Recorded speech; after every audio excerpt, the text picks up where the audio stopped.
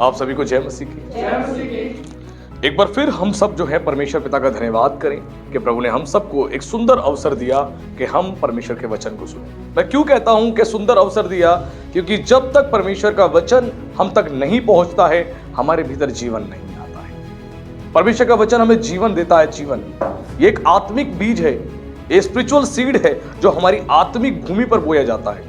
और जब हमारी आत्मिक भूमि पर यह बीज बोया जाता है तो आत्मिक रीति से हम फलवंत होते हैं, आत्मिक रीति से मजबूत बनते हैं। और आज हम परमेश्वर के वचन से कुछ ऐसी बातें सीखेंगे जो हम सबको बहुत आयत से आशीषित करेंगी। और मैं एक बार फिर से आप सबको चैलेंज करता हूं, आज का प्रचार जब आप सुनेंगे तो स्पिरिचुअल लेवल में फिर से आप इंक्रीज हो जाएंगे और आपका फेथ जो है, जो यहां पर है, वो यहां पर आ जाएगा।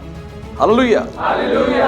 आज बहुत आयत से विश्वास में बुलंद होने जा रहे हैं और परमेश्वर आपकी जिंदगी में बहुत काम करेगा। मैं फिर कह रहा हूं, बड़े ध्यान से आज का प्रचार सुनना, अपने आत्मिक कानों को खोल लेना। ईश्वर ने कहा जिसके पास कान है वो ध्यान रखे वो किस प्रकार सुनता है। जिसके पास कान है वो ध्यान रखे वो किस प्रकार सुनता है। आत्मिक कान वाले लोगों के लिए बात कही गई है। कान तो सभी के पास है, लेकिन आत्मिक कान सभी के पास नहीं है। लेकिन जब आत्मिक कानों को हम खोल लेते हैं आत्मिक बातों को सुनने के लिए, तो हम आत्मिक रीति से सशक्त और बलवंत हो जाते हैं। तो आज का प्रचार आप सबको बहुत आयत से आशीषित करने जा रहा है और आपके स्पिरिचुअल नॉलेज को चैलेंज करने जा रहा है। आपके स्पिरिचुअल नॉलेज को चैलेंज करेगा। और आज आप ऐसे पवित्र आत्मा के कामों को देखेंगे, ऐसी बातों को जानेंगे जो आपने कई बार पढ़ के अनसुना कर दी, लेकिन आज का प्रकाशन, आज का वचन का प्रचार आपको सशक्त और बलवंत बनाने जा रहा है। आज के प्रचार के हम बुनियाद डालेंगे एक वचन से, यूहन्ना की पत्री अध्याय 10 उसके पद 10 से, book of John chapter 10 verse 10 से, और जिसमें इस प्रकार लिखा है, चोर किसी और काम के लिए नहीं परंतु केवल चोरी करने और घात करने और नष्ट करने को आता है। मैं इसलिए आया कि वह जीवन पाए और बहुतायत का जीवन पाए। Hallelujah, hallelujah. इस वर्सेस को हम सालों सालों से पढ़ते हुए आ रहे हैं, सालों सालों से। यहां पर जो है इस वर्ष के अंदर दो व्यक्तियों के बारे में बताया गया है, दो लोगों के बारे में बताया गया है। पहला व्यक्ति जो है शैतान है और दूसरा व्यक्ति जो है यीशु है। दो लोगों के बारे में बताया गया है और दोनों के डिफरेंट काम है। यहां पे दोनों के अलग अलग काम है। पहला व्यक्ति जो शैतान है उसके क्या काम है? उसके 3 काम है। पहला काम क्या है? चोरी करना, दूसरा काम है घात करना और तीसरा काम है नाश करना। यानी शैतान जो है इन 3 कामों को करने के लिए आता है। 3 कामों को सबसे पहला काम जो करने आता है किसी मसीह के जीवन में, वो करने आता है चोरी को। जब शैतान को कोई स्वीकार कर लेता है या शैतान के लिए दरवाजा खोल देता है पाप करने के द्वारा, तो शैतान भीतर आ जाता है। जब तक आप शैतान को आमंत्रित नहीं करेंगे अपने जीवन में, शैतान आपका कुछ नहीं बिगाड़ सकता है, कुछ भी नहीं बिगाड़ सकता है। जब कोई मसीही व्यक्ति पाप करता है और पाप के द्वारा शैतान के लिए द्वार खोल देता है, तब शैतान उसके जीवन में प्रवेश करता है। और उसके बाद वो क्या करता है? वो सबसे पहला काम करता है चोरी। वो चोर है शैतान। ध्यान रखना, शैतान एक फिजिकल पर्सन नहीं है, वो एक आत्मिक प्राणी है। शैतान एक आत्मिक प्राणी है और उसका काम है मनुष्य के जीवन में एंटर करके चोरी करना। हम जिस शैतान को कई बार बहुत लाइटली लेते हैं, बहुत हल्का लेते हैं, इतना हल्का में नहीं लेना है। वो हमारा शत्रु है। अपने शत्रु से हमें लड़ने के लिए शत्रु की पूरी जानकारी होनी जरूरी है। शत्रु को हराना बहुत जरूरी है। शत्रु के बारे में समझना बहुत जरूरी है। ये शत्रु जो है ये 3 कामों करता है और शैतान आपकी मेरी तरह फिजिकल फॉर्म में दिखाई नहीं देता। ये एक स्पिरिचुअल फॉर्म में है। एक स्वर्गदूत था, ये एक एंजल था, एक आत्मिक प्राणी है। और इसका काम क्या है? इसका काम है सबसे पहला चोरी करना। अब वो क्या चोरी करता है? वो मनुष्य की, उस मसीह व्यक्ति की जो यीशु पर विश्वास करता है, वो उसकी भौतिक आशीषें चोरी करता है और आत्मिक आशीषें भी चोरी करता है। ये दोनों कामों करता है।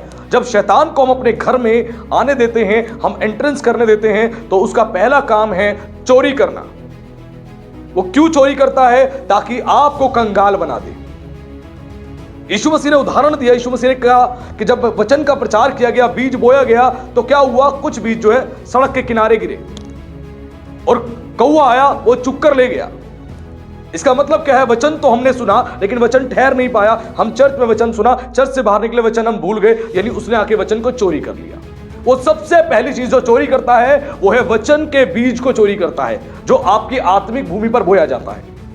सबसे पहली चीज यही चोरी करता है। उसको पता है ये बीज इसके अंदर रहेगा, ये बीज इसके अंदर मरेगा, ये बीज इसके अंदर अंकुरित होगा, एक पौधा बनेगा, एक पेड़ बनेगा, एक विशाल पेड़ बनेगा और लोग आके इसके पेड़ के नीचे छांव में बैठेंगे।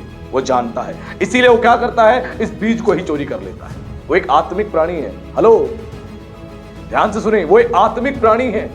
आके वचन के बीज को चोरी करता है। आपने जो सुना, जो अपने वचन के प्रचारों को सुना, वो तमाम चीजों को आपसे मन से चुरा लेता है। मुझे कई मसीह बोलते हैं, पास्टर जी प्रचार के समय तो मुझे याद रहता है, लेकिन जब मैं चर्च से बाहर निकलती हूं या मैं निकलता हूं सब भूल जाता हूं। कुछ कहते हैं आधा याद रहता है, आधा भूल जाता हूं। कुछ कहते हैं 90% याद रहता है, 10% भूल जाता हूं।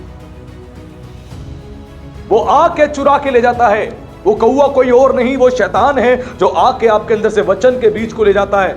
उसको पता है कि ये वचन का बीज इसके अंदर रहेगा तो ये परमेश्वर की संतान बन पाएगा, परमेश्वर पर विश्वास कर पाएगा और आत्मिक जिंदगी में मजबूत हो पाएगा।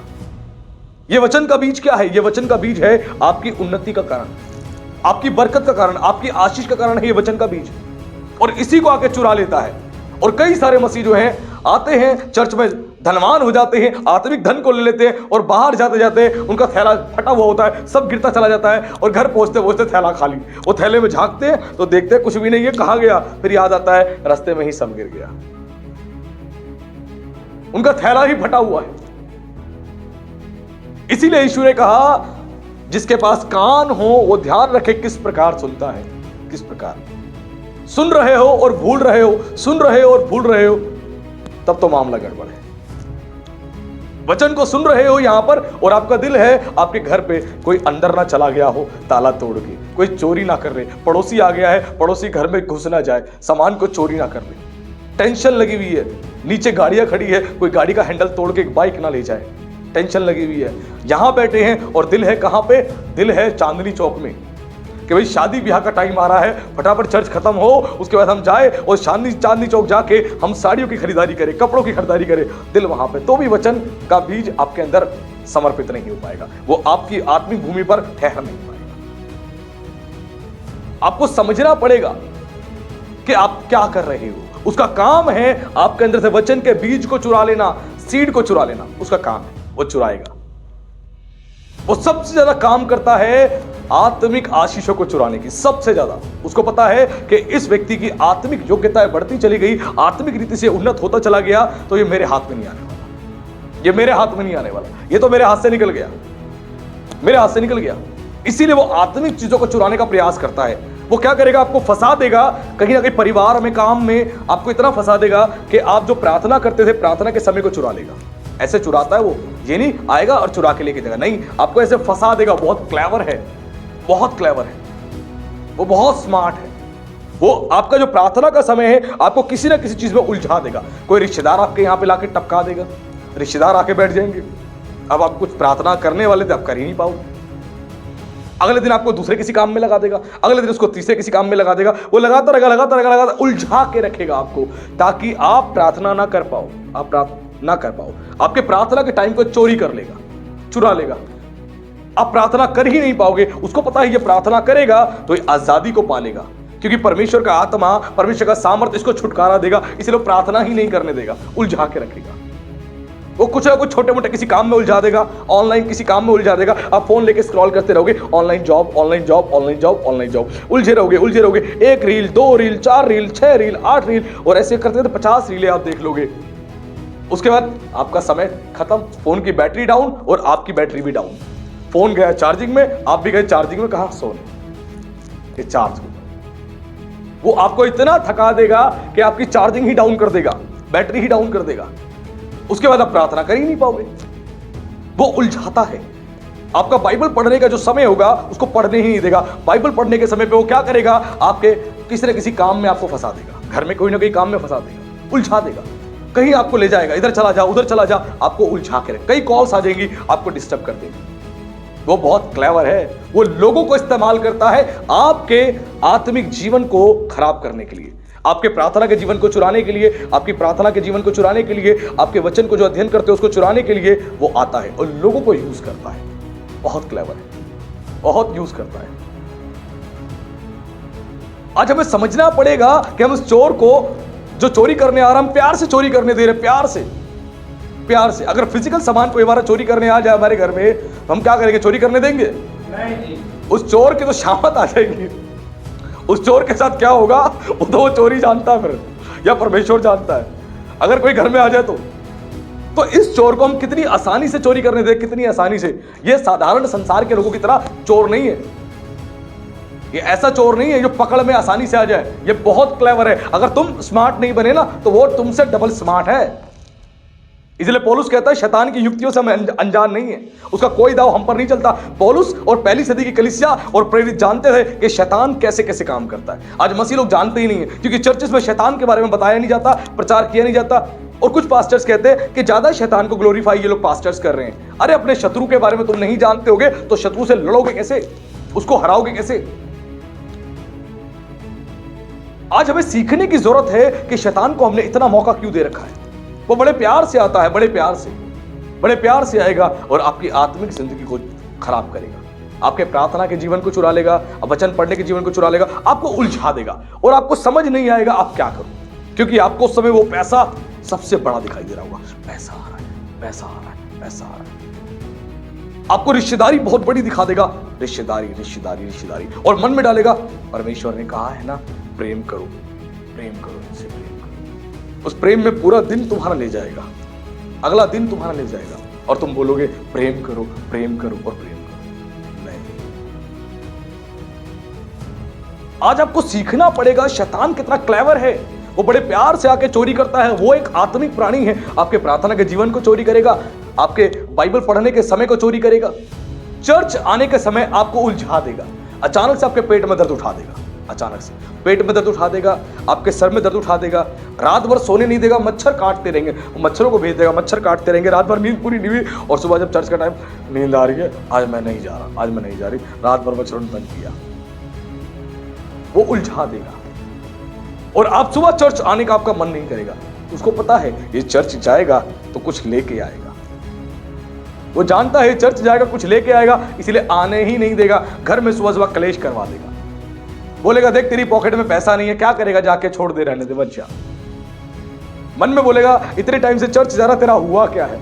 हुआ बहुत कुछ है, लेकिन ऐसे बताएगा हुआ क्या है। वो हुआ क्या, मटीरियल चीजें दिखाएगा कि मटीरियल तुझे क्या मिला है। मटीरियल इन द सेंस गाड़ी मिली, घर मिला, पैसा मिला, मटीरियल चीजें दिखाएगा। वो आत्मिक चीजों की तरफ ध्यान नहीं लेके जाएगा कि तुम्हें कितनी आत्मिक आशीषें मिली, तुम्हारे अंदर कितना बड़ा परिवर्तन आया, प्रभु ने कितना तुम्हें अंदर से बदला, तुम्हें चंगाई दी, छुटकारा दिया। वो नहीं दिखाएगा, वो मटीरियल चीजें दिखाएगा, क्योंकि फिजिकल वे में फिजिकल चीजें ही दिखाई देती हैं और हमारा ध्यान वहीं जाता है और हम समझ नहीं पाते हम क्या करें। और जब वो आत्मिक चीजों को चुराएगा, सबसे पहला टारगेट है उसका आत्मिक चीजें चुराना। और जब आत्मिक चीजें चुरा लेगा फिर क्या करेगा, फिर आपकी मटीरियल चीजों को चुराएगा, जो मटीरियल ब्लेसिंग से आपकी उसको चुरा लेगा। अचानक से आपकी जॉब चली जाएगी, अचानक से आपका बिजनेस बंद हो जाएगा। उसको पता है तोड़ना कैसे, वो जानता है, बहुत क्लेवर है, वो चोर है। कौन है वो? चोर। और चोर का काम होता है केवल चोरी करना। शैतान वो प्राणी है जो चोरी करता है। वो आपको बीमारियों में लाद देगा, बीमारियां आपके पास आ जाएंगी, अचानक से आपकी जॉब चली जाएगी, अचानक से आपका बिजनेस चला जाएगा, अचानक से घर में कलेश हो जाएंगे, लड़ाई झगड़े होंगे, घर का पूरा माहौल बिगड़ जाएगा। अचानक से आपके शांति, आप प्रभु की शांति से भरे हो, अचानक से कलेश करवा देगा, शांति बदल गई अशांति। शांति बहन घूमने चलेगी, अशांति बहन आ गई, है ना। अचानक से अच्छा खासा मूड था, फ्रेश मूड था, सुबह सुबह ब्रेकफास्ट किया, अच्छे खासे मूड में थे, लेकिन घर में कलेश हो गया, सारा मूड खराब हो गया। उसका काम है, वो नहीं चाहता है आप शांति में जीवन को व्यतीत करो, वो नहीं चाहता। वो चोर है, वो एक आत्मिक प्राणी है, आपको दिखाई नहीं देगा फिजिकल फॉर्म में। जब तक आत्मा के फॉर्म में आप नहीं आओगे, आत्मिक प्राणी आप खुद नहीं बनोगे, तो आप उसको देख भी नहीं पाओगे। वो आएगा, आपके बगल में आएगा, वो काम करके चला जाएगा। आपका पति चिल्ला रहा है, चीख रहा है, और आप चुप हो, और अचानक से आपको गुस्सा आना शुरू होगा, और वो क्या करेगा, कहेगा मुंह खोल तू भी कुछ बोल, मुंह खोल तू भी कुछ बोल। कब तक सुनता रहेगा, मुंह खोल कुछ बोल। और जैसे अपने मुंह खोला, आपकी जुबान को छू लेगा, टक, उसके बाद आपको पता नहीं लगेगा आपकी जुबान में ब्रेक है या नहीं। बिना ब्रेक के एक्सीलेटर पे पैर पड़ेगा और गाड़ी की स्पीड बढ़ेगी, और वो चलती रहेगी चलती रहेगी चलती रहेगी, और एक्सीडेंट हो जाएगा। फिर आपको समझ आएगा ये क्या हुआ, मैंने क्यों बोला, मैं चुप रहती तो ठीक रहती, मैंने बोल दिया, मामला गड़बड़ हो गया। वो इतना क्लेवर है, वो आत्मिक प्राणी है, खड़ा आपको दिखाई तक नहीं देगा, आपके बगल में खड़ा होकर काम कर देगा। बगल में खड़ा हो। यही काम शैतान का है, घरों में अशांति को पैदा करना। आपके जीवन से पहले वो आत्मिक आशीषें चुरा लेगा, चर्च छुड़वा देगा, आपके मन में डालेगा अरे तू स्मार्ट बनना, एक संडे चला जाया कर बाकी संडे छोड़ दे, एक संडे चला जाया कर बाकी संडे छोड़ दे। प्रभु तो जानता है घर में कलेश नहीं होगा। प्रभु नहीं, शैतान जानता है कि ये कम जाएगा तो ये कमजोर पड़ा रहेगा। उसको पता है कम जाएगा तो कमजोर पड़ा रहेगा, और कमजोर रहेगा तो मेरा दाव इस पर चलता रहेगा। इसको मैं डरा के, इसे धमका के, इसे दबा के रखूंगा। वो जानता है, इसीलिए पहले आपकी आत्मिक जिंदगी को कमजोर करता है। एक संडे जा, एक संडे छोड़ दे, 2 संडे जा, 2 संडे छोड़ दे। घर में कलेश नहीं होगा, लड़ाई नहीं होगी, झगड़ा नहीं होगा, बॉस भी नाराज नहीं होगा, जॉब भी करता रहे, चर्च में भी आता रहे, पास्टर जी भी खुश और मेरा बॉस भी खुश, और पैसा ही पैसा, पैसा ही पैसा। बहुत क्लेवर है वो। उसकी सारी चतुराई को परमेश्वर के लोग जानते हैं। ध्यान रखना, 16 साल का मेरा मसीह जीवन है और 10 साल की सेवकाई में मैं शैतान को, शैतान के कामों को बहुत बारीकी से मैंने देखा है, बहुत बारीकी से मैंने ऑब्जर्व किया है, बहुत बारीकी से। वो कितना क्लेवर है। कई बार हमारे सामने कुछ हो रहा होता है, हम देख रहे होते हैं, हम चुप रहते हैं। पवित्र आत्मा कहता है चुपचाप देख, समय आने पे मैं तेरे द्वारा ये तमाम कामों को करेक्ट कर पाऊं। हम देखते हैं। आज हमें सीखने की जरूरत है, हम किस गलत फहमी में जी रहे हैं। गलत फहमी क्या बोलूं, हम ब्लेस फहमी में जी रहे हैं। हमें लगता है हम गलत फहमी नहीं, हम ब्लेस फहमी में जी रहे हैं। आज हमें खुद को समझ नहीं आ रहा कि हम शैतान को अपनी तरह इजीली क्यों छोड़ रखा है। वो आता है, किसी के थ्रू भी काम कर देता है। अचानक आपके घर में शांति है, आपके घर में कोई व्यक्ति आया जिसे कलेश करना शुरू किया, समझ जाओ किसका काम है। हम जानते हैं लेकिन बर्दाश्त नहीं हो रहा। कब तक सुने पास्टर जी, कब तक सुने। पति ने 4 बात बोली, हमने सुन ली, 5वीं बात सुनी नहीं गई, तो हमने भी कुछ बोल दिया और उसके बाद कलेश हो गया। हमें पता है कि हमें चुप रहना है। बाइबल बार बार कहती है तुम्हारा युद्ध फिजिकल नहीं है, फिजिकल नहीं है, शरीर से नहीं है, मांस और लहू से नहीं, आत्मिक प्राणियों से है, दुष्ट आत्माओं से है, उनसे तुम्हारा युद्ध है। हम जानने के बावजूद भी क्या करते हैं, बड़ा इजीली उसको फ्री छोड़ देते हैं, और जैसे ही हमें कोई छेड़ना शुरू करता है फिर तो उसके बाद हमारा पुराना रूप निकल के आता है। जो मसीह कहते हैं कि हमने प्रभु को जीवन दे दिया, हमने बैप्टिज्म ले लिया, बैप्टिज्म लेने के बाद हमारा पुराना जीवन मर गया, गाड़ा गया, और नया जीवन हमारा जीवित हो गया यीशु मसीह की तरह। जैसे यीशु मसीह रिजरेक्शन डे में जिंदा हुआ, वैसे हम भी अब नए प्राणी बन चुके हैं, मसीह में नई सृष्टि हो चुके हैं। लेकिन किसी ने कुछ कहा तो वापस से जाते, कब्र से बाहर निकालते अपने पुराने अस्तित्व को और वापस पहन लेते हैं और फिर से उसी फॉर्म में आ जाते हैं, और फिर से उसके बाद हम वो काम करते हैं जो हमें नहीं करने चाहिए, और फिर सब कुछ हो जाता है। फिर अफसोस करते हैं, फिर पुराने आदमी को फिर से निकालते हैं और फिर दफना देते हैं कि भाई तू वापस आ। ऐसा जीवन है। क्यों? अगर पहले आप गाली देते थे, आज भी आपके मुंह से गालियां निकलती है, पहले आप मारते पीटते थे, आज भी मारते पीटते हो, इसका मतलब है पुराना मनुष्य तो आपका मरा नहीं, वो समाप्त नहीं हुआ, आज भी जीवित है। आपका बैप्टिज्म व्यर्थ ठहर गया, आपका प्रभु भोज लेना व्यर्थ ठहर गया। अगर पुराना मनुष्य तो आज भी आपके भीतर दिखाई देता है। मैं नए विश्वासियों की बात नहीं कर रहा, मैं पुराने विश्वासियों की बात कर रहा हूं। नए विश्वासियों को तो धीरे धीरे धीरे धीरे वचन से परमेश्वर तैयार करता है, पवित्र आत्मा उनको तैयार करता है। लेकिन एक पुराना विश्वासी जो सालों सालों से चर्च आ रहा है, सालों सालों से वचन सुन रहा है, उसके अंदर तो ये बातें नहीं होती। एक नए विश्वासी में कमियां होती है, वो धीरे धीरे धीरे परफेक्ट होता है। इसीलिए नए विश्वासियों के प्रति सहनशीलता दिखानी होती है, नरमाई दिखानी होती है, और उन्हें सिखाना और समझाना भी होता है, करेक्ट भी करना होता है।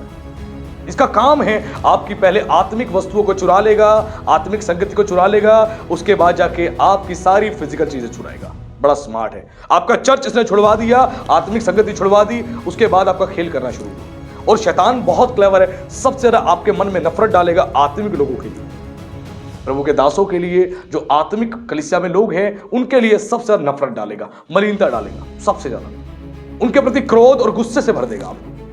क्यों? उसको पता है ये कुछ बोले और परमेश्वर के सामने दोषी ठहरे और परमेश्वर के हाथ से दंड पाए। वो बहुत क्लेवर है।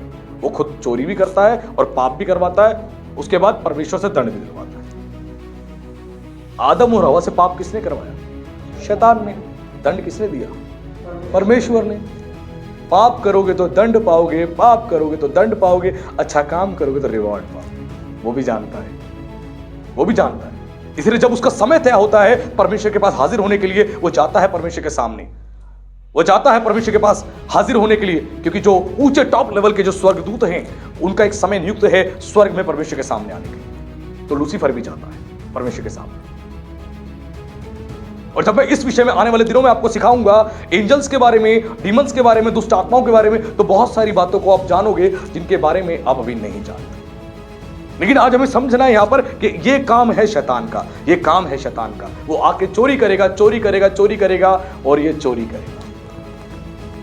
तुम्हारी जो अपॉर्चुनिटीज मिली है वो सब तुमसे छीन लेगा। उसका काम है तुमसे पाप करवाएगा और परमेश्वर के हाथ से दंड दिलवाएगा। पाप करवाएगा, परमेश्वर के हाथ से दंड दिलवाएगा। बहुत क्लेवर है, बहुत क्लेवर है। इसीलिए आत्मिक परिपक्वता होनी जरूरी है। मैं लास्ट टाइम आपको कहा था आत्मिक होना एक अलग बात है और स्पिरिचुअल मैच्योरिटी एक अलग बात है। जिस दिन स्पिरिचुअल मैच्योरिटी में प्रचार करूंगा तब थोड़ा सा आप लोग इस विषय में अच्छे से समझ पाओगे। और उसका काम है चोरी करना। वो चोरी कर लेगा, उसके बाद क्या करेगा? आपको घात करेगा।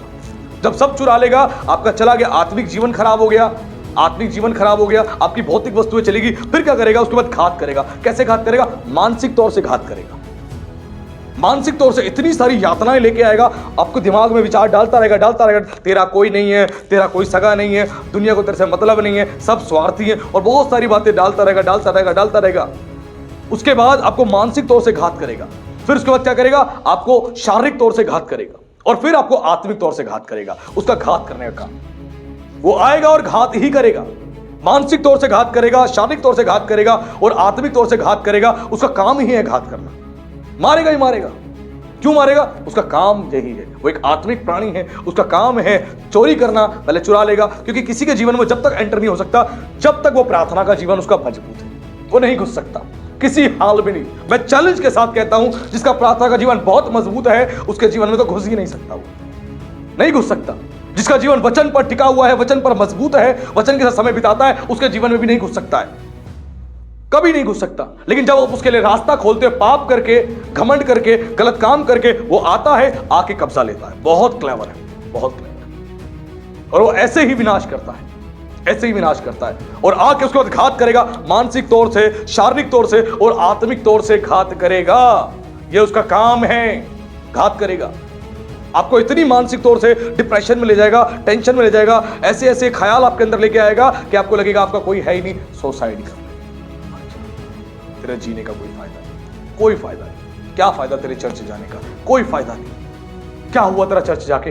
कुछ भी तो नहीं हुआ, छोड़ दे। शारीरिक तौर से घात करेगा, इतनी बीमारियां ले आएगा, इतनी बीमारियां, बोलेगा क्या फायदा तेरा चर्च जाके? बीमारियां ठीक हुई तेरी? नहीं हुई। तो डॉक्टर के पास जा, इलाज करा, तो छोड़ चर्च जाना, क्या कोई फायदा नहीं। शारीरिक तौर से आपको घात करेगा, आपको शारीरिक बहुत सारी बीमारियां लाके छोड़ देगा। उसके बाद आत्मिक तौर से घात करेगा, यानी आपकी आत्मा को भी अंदर से तोड़ देगा पूरी तौर से। आपकी आत्मा को ऐसा कमजोर बना देगा कि आपका उसके बाद प्रार्थना करने का बिल्कुल भी दिल नहीं करेगा। आप बोलोगे क्या फायदा प्रार्थना करके? कोई फायदा ही नहीं प्रार्थना करके, कुछ होता तो है नहीं, कुछ होता तो है नहीं। प्रार्थना करने का दिल नहीं करेगा, वचन को पढ़ने का दिल नहीं करेगा, चर्च में आने का दिल नहीं करेगा, यहां तक कि कॉल मिला के पास्टर से बात करने का भी दिल नहीं करेगा। क्यों? शैतान को पता है कि जब ये आत्मिक लोगों से मिलेगा, आत्मिक लोगों से संगति करेगा, तो ये मजबूत होगा, ये करेक्ट होगा, इसके अंदर परिवर्तन आएगा। इसीलिए वो क्या करेगा? आपको शारीरिक तौर से, मानसिक तौर से और आत्मिक तौर से घात करेगा, आपको डिस्ट्रॉय कर देगा। और जब आप तीनों जगह से टूट जाओगे, आप टूट जाओगे। क्यों टूटोगे? सबसे पहले आपकी आशीषें चोरी कर ली उसने, आत्मिक आशीष और भौतिक आशीष सब चोरी कर ली। फाइनेंस चला गया, बिजनेस चला गया, नौकरी चली गई, है ना, आत्मिक जीवन चला गया, वचन पढ़ने का समय चला गया, सब कुछ चला गया, वो चुरा लिया। उसके बाद आपको शारीरिक, मानसिक और आत्मिक तौर से घात कर दिया उसने। अभी जब काम हो गया, अब उसके बाद अगला काम चालू। वो अगला काम है नष्ट करेगा, कहेगा अब सब कुछ खत्म तेरी जिंदगी में, कुछ नहीं है तेरी जिंदगी में, कोई भी नहीं है। एक लड़के ने धोखा दे दिया, लड़की ने धोखा दे दिया, देख तेरा कोई भी नहीं, सुसाइड कर, तेरा कोई अपना नहीं, सुसाइड कर ले, तू मर जा, तू चली जा मरने के लिए, तू चला जा मरने के लिए। उसके बाद नाश करेगा, छत से कूदवाएगा, छत से कूदोगे, गले में फंदा डलवाएगा, मार ले, लटक जा, मर जा, जा पानी में कूद जा, मर जा, जहर खा ले, जहर, नस काट ले अपनी नस, मर जा, तेरा कोई सगा नहीं तेरा, तू चला जा। बहुत क्लेवर है, बहुत क्लेवर है। तेरे माँ बाप भी तेरे नहीं, भाई बहन भी तेरे नहीं, तेरे रिश्तेदार भी तेरे नहीं, तेरी कलीसिया के लोग भी तेरे नहीं, तेरा पास्टर भी तेरा नहीं, कोई तेरा नहीं। मतलब की दुनिया है, मतलब की दुनिया, सब मतलब से तेरे साथ हैं, ऐसे बात करता है। उसके बाद कहेगा कूद और मर, गाड़ी के आगे जा मर। बहुत क्लेवर है, उसका ये काम है। अच्छा आदमी नहीं है वो, हेलो, वो अच्छा आदमी नहीं है, वो आपको बर्बाद करना चाहता है, आपकी सेवकाई को बर्बाद करना चाहता है, आपकी आत्मिक जिंदगी को बर्बाद करना चाहता है। वो आपको उठता हुआ नहीं देखना चाहता, कभी नहीं देखना चाहता, कभी नहीं। वो तोड़ेगा ही तोड़ेगा, हर जगह से आपको तोड़ने का प्रयास करेगा। इसलिए यीशु ने कहा, जो मेरे वचन पर चलता है, मेरे वचन को मानता है, वचन के अनुसार जीवन को जीता है, उसने अपना घर चट्टान पे बना रखा है। आंधी आएगी, तूफान आएगा, बरसात आएगा, उसके आत्मिक घर से टकराएगा, लेकिन उसका कुछ बिगाड़ नहीं। आत्मिक जिंदगी तुम्हारी मजबूत है, वचन पर तुम टिके हुए हो, वो तुम्हारा कुछ बिगाड़ नहीं पाएगा। वो आया अय्यूब के पास बिगाड़ने के लिए। बिना परमेश्वर की परमिशन के वो अय्यूब के पास भी नहीं आ सकता था। परमेश्वर ने अलाउ किया, तभी वो आया। जब उसका समय नियुक्त हुआ लूसीफर का परमेश्वर के पास हाजिर होने के लिए, तो स्वर्ग में वो हाजिर हुआ। स्वर्ग में हाजिर हुआ तो परमेश्वर ने कहा, बता तू कहां से आता है। उसने बोला, प्रभु पृथ्वी पर से घूमता घामता डोलता डालता मैं आया। यानी पूरी पृथ्वी पर घूमता है, वो पूरी पृथ्वी पर घूमता है। बाइबल कहती है शैतान गरजने वाले सिंह के समान है और इस ताक में बैठा है, किसको पकड़ू और फाड़ खाओ, किसको पकड़ू और फाड़ खाओ।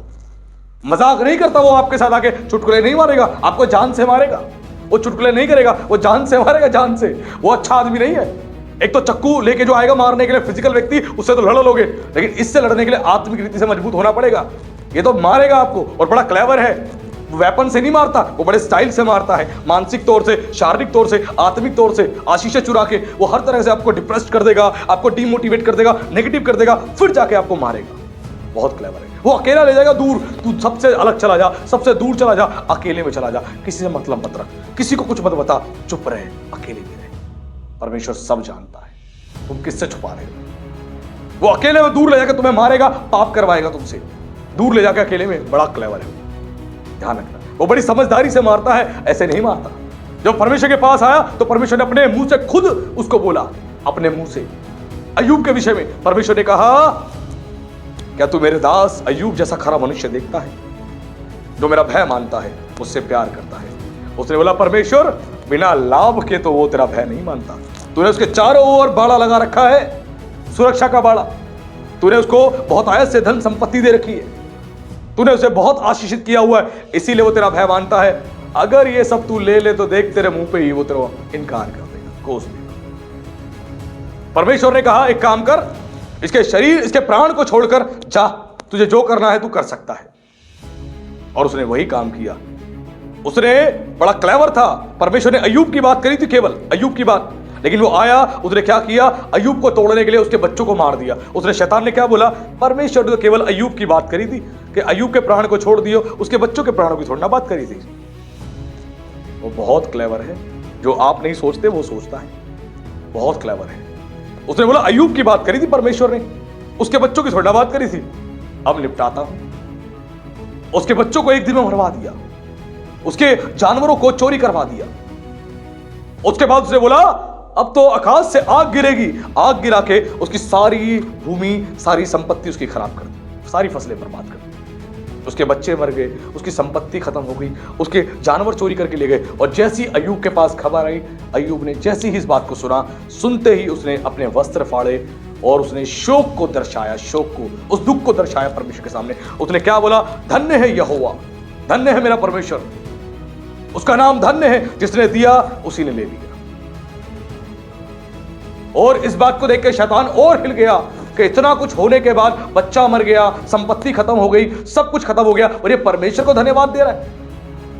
इसकी जगह दूसरा आदमी होता, कोस देता परमेश्वर को। फायदा क्या तेरी आराधना करने का, तेरे चर्च में जाने का फायदा क्या, बाइबल पढ़ने का आराधना क्या फायदा, क्या हुआ, इतनी चैरिटी करने का फायदा क्या हुआ, भले काम करने का फायदा क्या हुआ। दुष्ट व्यक्ति जीवित है, हम भला काम कर रहे हैं तो हमारे घर में विपत्ति आ गई, कैसा परमेश्वर है तू, लोग बोल देते। लेकिन अय्यूब ने परमेश्वर को धन्यवाद दिया, धन्यवाद दिया। और बाइबल कहती है उसके शरीर पे भयानक भयानक फोड़े हो गए, भयानक भयानक फोड़े। शैतान ने इतने भयानक फोड़े कर दिए उसके शरीर पे, उसकी शारीरिक तौर से उसको तोड़ने की कोशिश करी। हेलो, ध्यान से समझे, शारीरिक तौर से भी तोड़ने की कोशिश करी। पहले मानसिक तौर से उसको ठेस पहुंचाई, जब परिवार खत्म हो गया, संपत्ति खत्म हो गई, सब कुछ खत्म हो गया मानसिक तौर से। उसके बाद शारीरिक तौर से तोड़ने की कोशिश करी, बीमारी डाल दी। और ऐसी बीमारी बाइबल कहती है कुत्ते उसके घाव को चाटते थे, इतनी भयानक बीमारी। आज हल्की सी बीमारी होती है, प्रभु तो ठीक क्यों नहीं कर रहा, ठीक क्यों नहीं कर रहा। उसके शरीर पर इतने भयानक फोड़े हो गए थे, कुत्ते चाट रहे थे। उसके बाद भी परमेश्वर के साथ धन्यवादी बना, बना रहा परमेश्वर के साथ और परमेश्वर ने अद्भुत महिमा दिखाई लास्ट में। जब अय्यूब टिका रहा, बना रहा, तो परमेश्वर ने सब कुछ उसको डबल करके वापस दिया। हालेलुया। शैतान नहीं तोड़ पाया। और यह घटना बाइबल में क्यों परमेश्वर ने डलवाई, यह बताने के लिए जब अय्यूब नहीं टूटा तो तुम भी नहीं टूटोगे। अय्यूब को मैंने वापस सब कुछ दुगना करके दिया तो मैं तुम्हें भी दूंगा। इसीलिए इस घटना को परमेश्वर ने बाइबल में रखवा दिया कि हम अय्यूब से सीखे कि अय्यूब पे तो बड़ी बड़ी परेशानी आई थी, हम पर क्या आई है, हम पर कितनी बड़ी परेशानी आई है, कितनी बड़ी परेशानी है, हमने कितना परसिक्यूशन सहा, सताव सहा, कुछ भी तो नहीं, नथिंग। इसीलिए बाइबल में प्रभु ने इस बात को रहने दिया कि हम पढ़े और अय्यूब के जीवन से हम सीखे, उसके धीरज को देखे, कितना धीरज उसने रखा। और इसका काम है शैतान का मारना। उसकी पत्नी ने भी क्या बोला लास्ट में, एक काम कर, परमेश्वर को कोस दे, मरेगा तो मर ही जाएगा ना, कोई बात नहीं, कोस दे। उसने बोला, हे मूढ़ स्त्री, हे मूढ़ स्त्री, उसके हाथ से जो हम सुख लेते हैं क्या दुख ना ले। जब हमारा पिता, स्वर्गीय पिता हमें सुख देता है, वो दुख भी देता है, वो हमसे प्यार करता है तो हमारी ताड़ना भी करता है, हमें कोड़े भी लगाता है, हमें सही करने के लिए। वो ऐसा पिता है, ऐसा नहीं केवल प्यार करता है, गोदी में लिया और केवल चुम्मा ही चुम्मा लिए जा रहा है बेटे को, बस यही करने में लगा हुआ है, नहीं। उस बेटे को जिसको प्यार करता है आशीष भी देता है और गलती में सजा भी देता है, ले बेटा थोड़ी सी सजा। और बाइबल कहते हैं जिसने शरीर में दुख पाया वो पाप से छूट गया। शरीर में तुम्हें पीड़ा मिली मतलब किसी पाप की तुमने सजा मिल गई, और तुम्हें परमेश्वर ने जिस पाप को तुमने किया था उससे तुम्हें छुड़ा दिया। ऐसा क्यों किया परमेश्वर ने? इसीलिए किया ताकि तुम संसार के साथ दोषी ना ठहरो। परमेश्वर ने तुम्हारा पहले ही न्याय कर दिया, जजमेंट कर दिया, इसीलिए कि अनंत जीवन पालो बेटा, अनंत जीवन तुम्हारा खत्म ना हो। तो शरीर में पीड़ा इसीलिए दे दी, ले ले पहले एडवांस में, तेरा अनंत जीवन तो बच जाएगा। ऐसा परमेश्वर कितना भला परमेश्वर है। हम परमेश्वर की ताड़ना को कई बार तुच्छ जानते हैं, वो इतना भला परमेश्वर है, हमें बचाने के लिए, अनंत जीवन देने के लिए हमारे पाप की कई बार हमें सजा देता है। और शैतान बहुत क्लेवर है, बहुत क्लेवर। इसने हर तरीके से तोड़ने की कोशिश करी लेकिन अय्यूब नहीं टूटा। इसी प्रकार वो आता है, काम करता है, हर प्रकार वो नुकसान पहुंचाने की कोशिश करता है। जब शैतान को अपने जीवन में आप निमंत्रण दोगे, कोई मसीह कैसे निमंत्रण देता है, शैतान कैसे आता है किसी मसीह के जीवन में? वो सबसे पहला काम जो मसीह करता है उसको बुलाने का, वो होता है प्रार्थना का जीवन छोड़ देना। भाई यीशु ने कहा तुम प्रार्थना करते रहोगे तो परीक्षाओं से बच जाओगे। परीक्षा लेके कौन आता है? शैतान। जब तुमने प्रार्थना छोड़ दी फिर वो परीक्षाएं लेके आएगा। वो परीक्षाएं तुम्हारे अंदर जेलसी लेके आएगा, तुम्हारे अंदर जलन लेके आएगा, नफरत लेके आएगा, बुराई लेके आएगा, व्यभिचार की बातें लेके आएगा, ग्रीड की बातें लेके आएगा। वो लेकर आएगा, बहुत क्लेवर है, लेकर आएगा। तुमने प्रार्थना छोड़ी, वो आएगा। यानी हम इससे कैसे बच सकते हैं? प्रार्थना के द्वारा, प्रार्थना के द्वारा बच सकते हैं। प्रार्थना कोई साधारण बात नहीं है। मैं ऐसे ही घंटों घंटों प्रार्थना में समय नहीं बिताता, मेरा मैक्सिमम टाइम प्रार्थना में बीतता है और खुदा के वचन के साथ बीतता है। इसीलिए क्योंकि मैं जानता हूं इस प्रार्थना की इंपॉर्टेंस क्या है, इस प्रार्थना ने मुझे कहां से कहां तक पहुंचाया है, इस प्रार्थना ने मुझे क्या बनाया है। मैं जानता हूं इस प्रार्थना की सामर्थ्य के बारे में। आज हम लोग प्रार्थना को छोड़ देते हैं। जब आप प्रार्थना छोड़ देते हो, शैतान के लिए दरवाजा खुल जाता है। आपने एक दिन भी प्रार्थना नहीं करी ना, जिस दिन आपने प्रार्थना छोड़ दी उस दिन आपने दरवाजा खुला छोड़। कई मसीह कहते हैं आज तो संडे चर्च से गए हैं, चलो शाम को दुआ नहीं करेंगे तो काम चलेगा ना हमारा। आज तो प्रभु हमारे साथ है, प्रभु हमारे साथ है। बेटा जिस दिन तुमने प्रार्थना छोड़ी उस दिन दरवाजा तुमने खुला छोड़ दिया। रात को सोने से पहले हम लोग जो है अपने घर का दरवाजा लॉक करके अच्छे से चेक करके सोते हैं, इसीलिए कि चोर अंदर ना आए। वैसे ही प्रार्थना का मतलब है अच्छे से दरवाजे को लॉक करना, बाड़े को लगाना, चारों तरफ बाड़ा लगाना। उसको हम प्रार्थना को छोड़ देते हैं, फोन चलाते हैं, रील्स देखते हैं, ऊपर ऊपर ऊपर ऊपर, उसके बाद थक जाते हैं, फोन साइड में रखा, प्रभु तेरा धन्यवाद,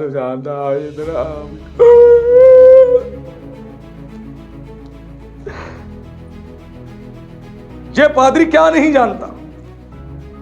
इस पादरी का 16 सालों का अनुभव है, बहुत अच्छे से जानता हूं मैं कि मसीह लोग क्या क्या नहीं करते, क्या क्या नहीं करते।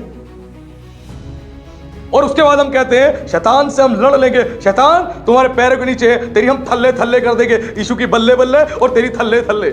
ऐसे करोगे थल्ले थल्ले, वो तुम्हारी थल्ले थल्ले करवा देगा। और हम बात कर रहे हैं उसकी थल्ले थल्ले करेंगे, हमारे पैर के नीचे, यीशु के नाम से हमारे पैर के नीचे। एक महायाजक था, उसके पुत्र थे। उसके पुत्रों ने देखा जब प्रेरितों को कि यीशु के नाम से दुष्ट आत्माएं निकाल रहे, यीशु के नाम से अद्भुत काम कर रहे, तो उन्होंने क्या करा? उन्होंने देखा यीशु नाम में सामर्थ है, यीशु नाम में सामर्थ है। उन्होंने क्या करा? एक व्यक्ति में से दुष्ट आत्मा निकाल लगे, कह रहे जिस यीशु का प्रचार पौलुस करता है उसके नाम से तुझे आज्ञा देते हैं, छोड़ इसको और जा। उसने बोला अरे मैं यीशु को तो जानती हूँ, पौलुस को पहचानती हूं, तू कौन है? उसके बाद उस पर कब्जा ले लिया और बाइबल कहती है नंगा करके दौड़ा दिया, नंगा करके।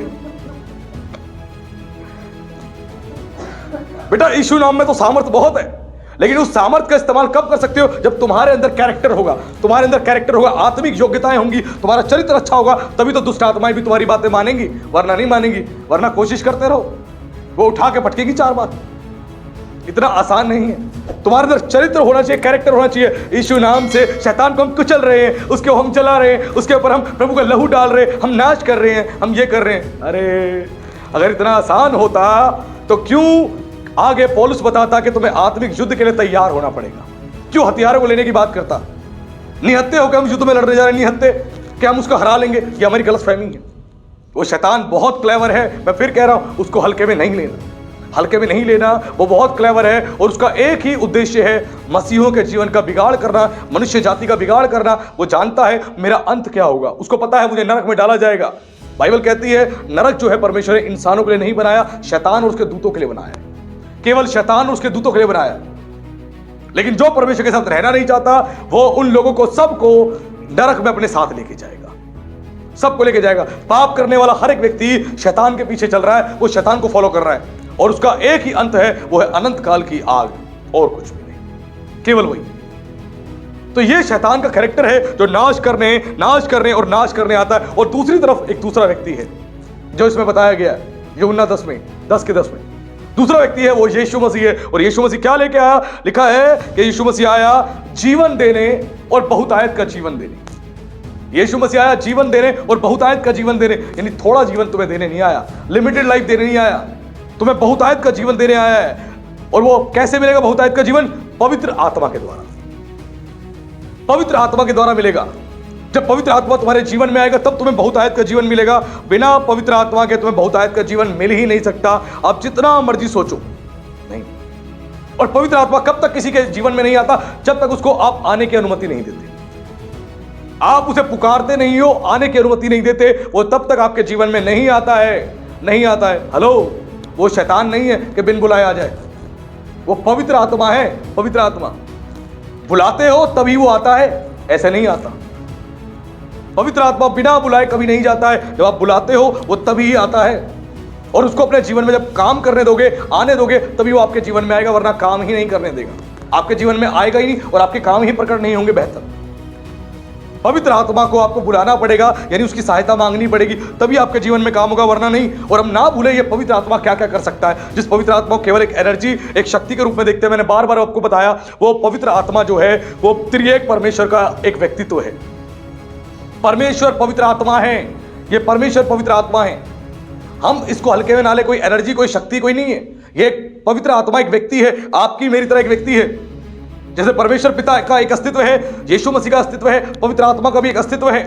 हम उस परमेश्वर को पुकारते हैं तो पवित्र आत्मा जो है वो हमारे जीवन में बदलाव लेके आता है, वैसे नहीं आ सकता। और यही पवित्र आत्मा रोमियो 1:4 में बताता है, इसी पवित्र आत्मा के द्वारा यीशु जो है मृतकों में से जिंदा हो गया। पवित्र आत्मा ने ही यीशु को मुर्दों में से जिंदा किया। किसने? पवित्र आत्मा ने। किसने? पवित्र आत्मा ने। पवित्र आत्मा ने। पवित्र आत्मा ने यीशु को मुर्दों में से जीवित किया। पवित्र आत्मा ने, त्रिएक परमेश्वर का जो तीसरा व्यक्तित्व है, उसने यीशु को मुर्दों में से जिंदा किया। पवित्र आत्मा ने।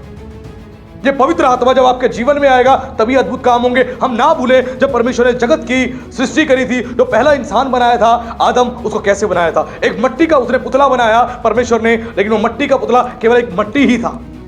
जब तक परमेश्वर ने उसमें फूका नहीं, यानी पवित्र आत्मा उसमें गई, तो अचानक से एक मिट्टी जो है एक आकार में आ गई, एक मनुष्य शरीर में वो तब्दील हो गया। कैसे? पवित्र आत्मा के द्वारा। पवित्र आत्मा आपके शरीर को बदलता है, पवित्र आत्मा आपके शरीर को नया करता है, और पवित्र आत्मा के द्वारा वो इंसान मिट्टी से एक जीवित प्राणी बन गया। Hallelujah, hallelujah. पवित्र आत्मा के द्वारा ही मिट्टी से वो एक जीवित प्राणी बन गया। पवित्र आत्मा के द्वारा। बिना पवित्र आत्मा के अपने जीवन में आप किसी बात का अनुभव नहीं कर सकते। बिना पवित्र आत्मा के तो इंसान और कोई भी मसीह स्वर्ग नहीं जाएगा। पवित्र आत्मा ही है जो आपको स्वर्ग लेके जाएगा। पवित्र आत्मा, ध्यान रखें, यही पवित्र आत्मा यीशु को स्वर्ग लेकर गया। यही पवित्र आत्मा, और यही पवित्र आत्मा है जिसने आदम को, जो एक मिट्टी थी, उसके अंदर जब गया पवित्र आत्मा तो वो जीवित हो गया। और इसी पवित्र आत्मा ने यीशु को मुर्दों में से जीवित कर दिया। हम ना भूले पवित्र आत्मा कौन है, पवित्र आत्मा कौन है, पवित्र आत्मा क्या क्या नहीं कर सकता। ध्यान से सुने, यीशु एक मुर्दा था, शरीर में मर गया था, लेकिन पवित्र आत्मा ने यीशु को जिंदा कर दिया, जिंदा कर दिया। जिस शरीर में कोई भी प्राण नहीं थे, शरीर में जान नहीं थी, शरीर मुर्दा था एक तरीके से, 3 दिन हो गए थे मरे हुए, उसको पवित्र आत्मा ने जिंदा कर दिया, उसको जिंदा कर दिया। ये वही पवित्र आत्मा है।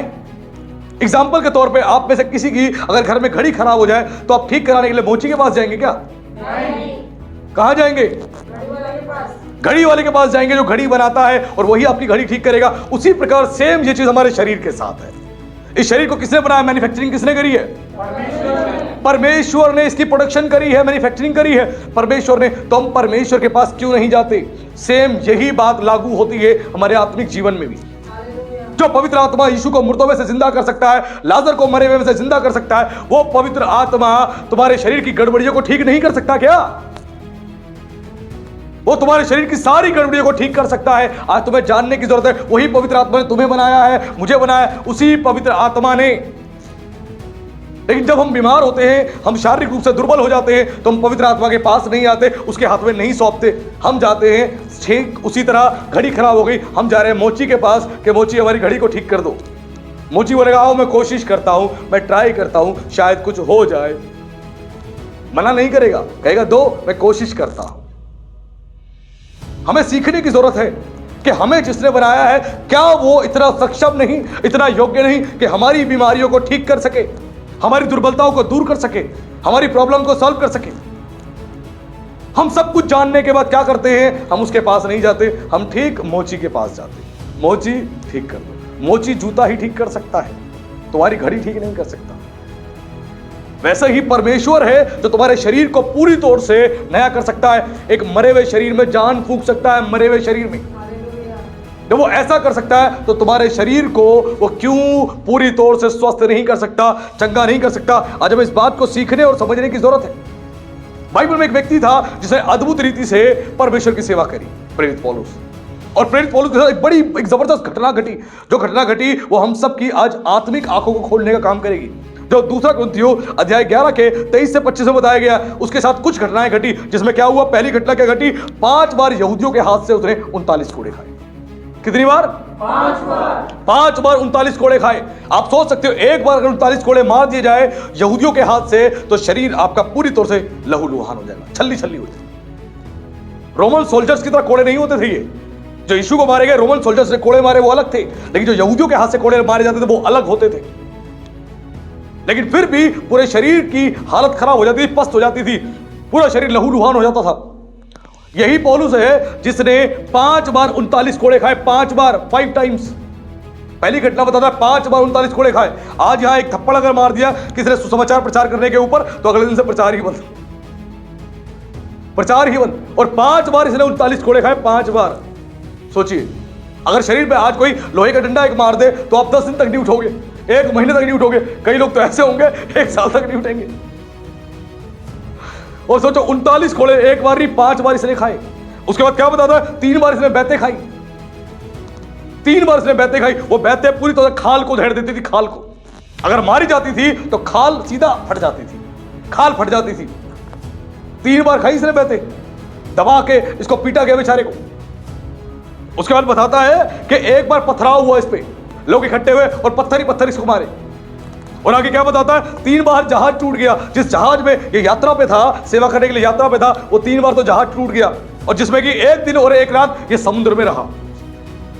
ओहो, कितनी यातना है बाप। एक व्यक्ति ने इतनी यातनाएं सही, और ये बड़ी ही अद्भुत बात है, बड़ी ही अद्भुत बात है। इतनी यातनाएं, इतनी तकलीफें सहने के बाद भी वो जो है टिका हुआ था, वो टिका हुआ था। इसका मतलब है कि उसके शरीर को कोई संभाल रहा था। एक शक्ति थी उसके शरीर में जो उसको संभाल रही थी। एक शक्ति थी, एक शक्ति थी जो उसके शरीर में उसको संभाल रही थी, उसको सहनशील बना रही थी। एक शक्ति थी उसके शरीर में जो उसके अंदर सहनशीलता को लेकर आ रही थी, उसको लचीला बना रखा था, फ्लेक्सिबल। और वो शक्ति थी पवित्र आत्मा। पवित्र आत्मा के द्वारा, पवित्र आत्मा की शक्ति यानी पवित्र आत्मा की सामर्थ जो उसको मिली हुई थी, उसी के द्वारा प्रेरित पौलुस इतना कुछ झेल रहा था, इतना कुछ पवित्र आत्मा की सामर्थ्य के द्वारा। यानी पवित्र आत्मा हमारे शरीरों को भी संभालता है। हेलो, पवित्र आत्मा हमारे शरीरों को भी संभालता है। ये शरीर पवित्र आत्मा का क्या है? क्या है? मंदिर है। ये पवित्र आत्मा का मंदिर है। तो पवित्र आत्मा ही इस मंदिर को संभालता है। पवित्र आत्मा ही। पौलुस का शरीर भी पवित्र आत्मा का मंदिर था जिसमें पवित्र आत्मा वास करता था। इसीलिए पौलुस ने इतना कुछ सह लिया, इतना कुछ झेल लिया। एक साधारण व्यक्ति इन तमाम सिचुएशंस को नहीं झेल सकता, नहीं सह सकता, लेकिन पवित्र आत्मा ने उसको अलौकिक सामर्थ्य दी, अलौकिक शक्ति दी। वो सह पाया, वो सह पाया। पवित्र आत्मा के द्वारा वो सह पाया। आज हमें इस बात को सीखने और समझने की जरूरत है कि कितनी अद्भुत रीति से पौलुस के साथ इतना कुछ घटा, लेकिन वो घटने के बावजूद भी वो फिर भी टिका रहा, अड़ा रहा। सेवा नहीं छोड़ी उसने, काम नहीं रोका उसने, वो लगा रहा। क्यों? उसके शरीर को पवित्र आत्मा संभाल रहा था। पवित्र आत्मा संभाल रहा था पौलुस के शरीर को। उसका शरीर पूरी तौर से पवित्र आत्मा के हाथों में था, पवित्र आत्मा के हाथों में। इतना कुछ होने के बावजूद भी, इतना कुछ सहने के बावजूद भी वो टूटा नहीं, कमजोर नहीं पड़ा, क्योंकि पवित्र आत्मा ने उसके हृदय में आनंद को भर रखा था। पवित्र आत्मा ने उसको अपनी शांति से भर रखा था। पवित्र आत्मा ने उसके शरीर को पूरी तौर से अपने हाथों में लिया हुआ था। वही पवित्र आत्मा ने, जिस पवित्र आत्मा ने यीशु को मुर्दों में से जिंदा किया, वही पवित्र आत्मा उसके पूरे शरीर को संभाल रहा था। और एक ऐसी ही अद्भुत घटना देखने को मिलती है प्रेरितों का काम उसके 14 के 19 और 20 में बताया गया, जब पौलुस पर पथराव किया गया था। पौलुस पर पथराव किया था और पथराव करके यहूदियों ने जब पथराव किया, और पथराव कोई 2-4 लोग नहीं करते थे। जब किसी व्यक्ति पर पथराव करना होता था तो बहुत सारे लोग खड़े होते थे और बहुत सारे पत्थर फेंक के मारे जाते थे उसमें, बहुत सारे पत्थर। और कई सारे लोगों ने मिलकर पौलुस पे पथराव किया, और जब पथराव किया उसके बाद पौलुस जो है वहां पे ढेर हो गया। और उसके बाद उन्होंने क्या करा, उसको घसीट के ले गए नगर के बाहर। उन्होंने चेक किया कि सच में मर गया है, जिंदा है। ऐसा नहीं पथराव किया और चले गए, पथराव किया और देखा पड़ गया है, चेक किया, उठाया उसके शरीर को और घसीट के ले गए। जहां मारा था उसे पथराव करके, वहां से उसके शरीर को घसीट के ले गए। कहां पे? नगर के बाहर, नगर के बाहर ले गए घसीट के। और उसके बाद क्या हुआ, जैसी चेले आए उसके पास खड़े हुए, आके जैसी खड़े हुए वैसे ही पौलुस उठा और कह रहा, चलो। हेलो, ये क्या हुआ? जिसके ऊपर 100-150 पत्थर मारे गए हैं, और चट्टान वाले पत्थर होते ना इजराइल के टाइम पे, तो चट्टान वाले पत्थर, जो पहाड़ी पत्थर आप देखते हैं उससे भी सख्त पत्थर होते थे, वो पथराव किए गए थे। और 100 से ज्यादा पत्थर पड़े थे इसको, 100 से ज्यादा। और सबने देखा यहूदियों ने मर गया, लिया शरीर, घसीट के ले गए, चलो घसीट के ले चलते। और जब घसीट के ले गए तब भी शरीर में बहुत पीड़ा और दर्द हुई होगी, और घसीट के ले गए, इसको छोड़ दिया नगर के बाहर। और जैसे चेले इसके पास आए, ये वैसे ही उठा और कह रहा, चलो। हेलो, ये कौन था? यह पवित्र आत्मा था जिसने उसको अलौकिक रूप से संभाला, उसके शरीर को संभाला। जो पवित्र आत्मा आपको इस्तेमाल करता है वो आपके शरीर की भी चिंता करता है, आपके शरीर की भी चिंता करता है, आपके शरीर को संभाल कर रखता है। यह पवित्र आत्मा है, यह उसका लव है, यह उसका प्रेम है। जिसने आपको बनाया है वही आपकी चिंता करेगा। पवित्र आत्मा ने ही आपको बनाया है और पवित्र आत्मा ही आपकी चिंता करता है। यीशु ही आपकी चिंता करता है क्योंकि वो आपसे प्रेम करता है। और अचानक से उठ गया और सब लोग देख के हैरान हो गए, आश्चर्यचकित हो गए। जो चेले खड़े थे, ये क्या हुआ भाई, ये कैसा आदमी है? इतना पथराव किया गया, पूरा शरीर उसका लहूलुहान होगा, उसके बाद भी ये उठ गया और उठ के चला गया। पवित्र आत्मा उसके शरीर को संभाल रहा था और लेकर गया। और उसके बाद अगले दिन क्या लिखा है वो बरनबास के साथ तिरबे को चला गया। किस लिए?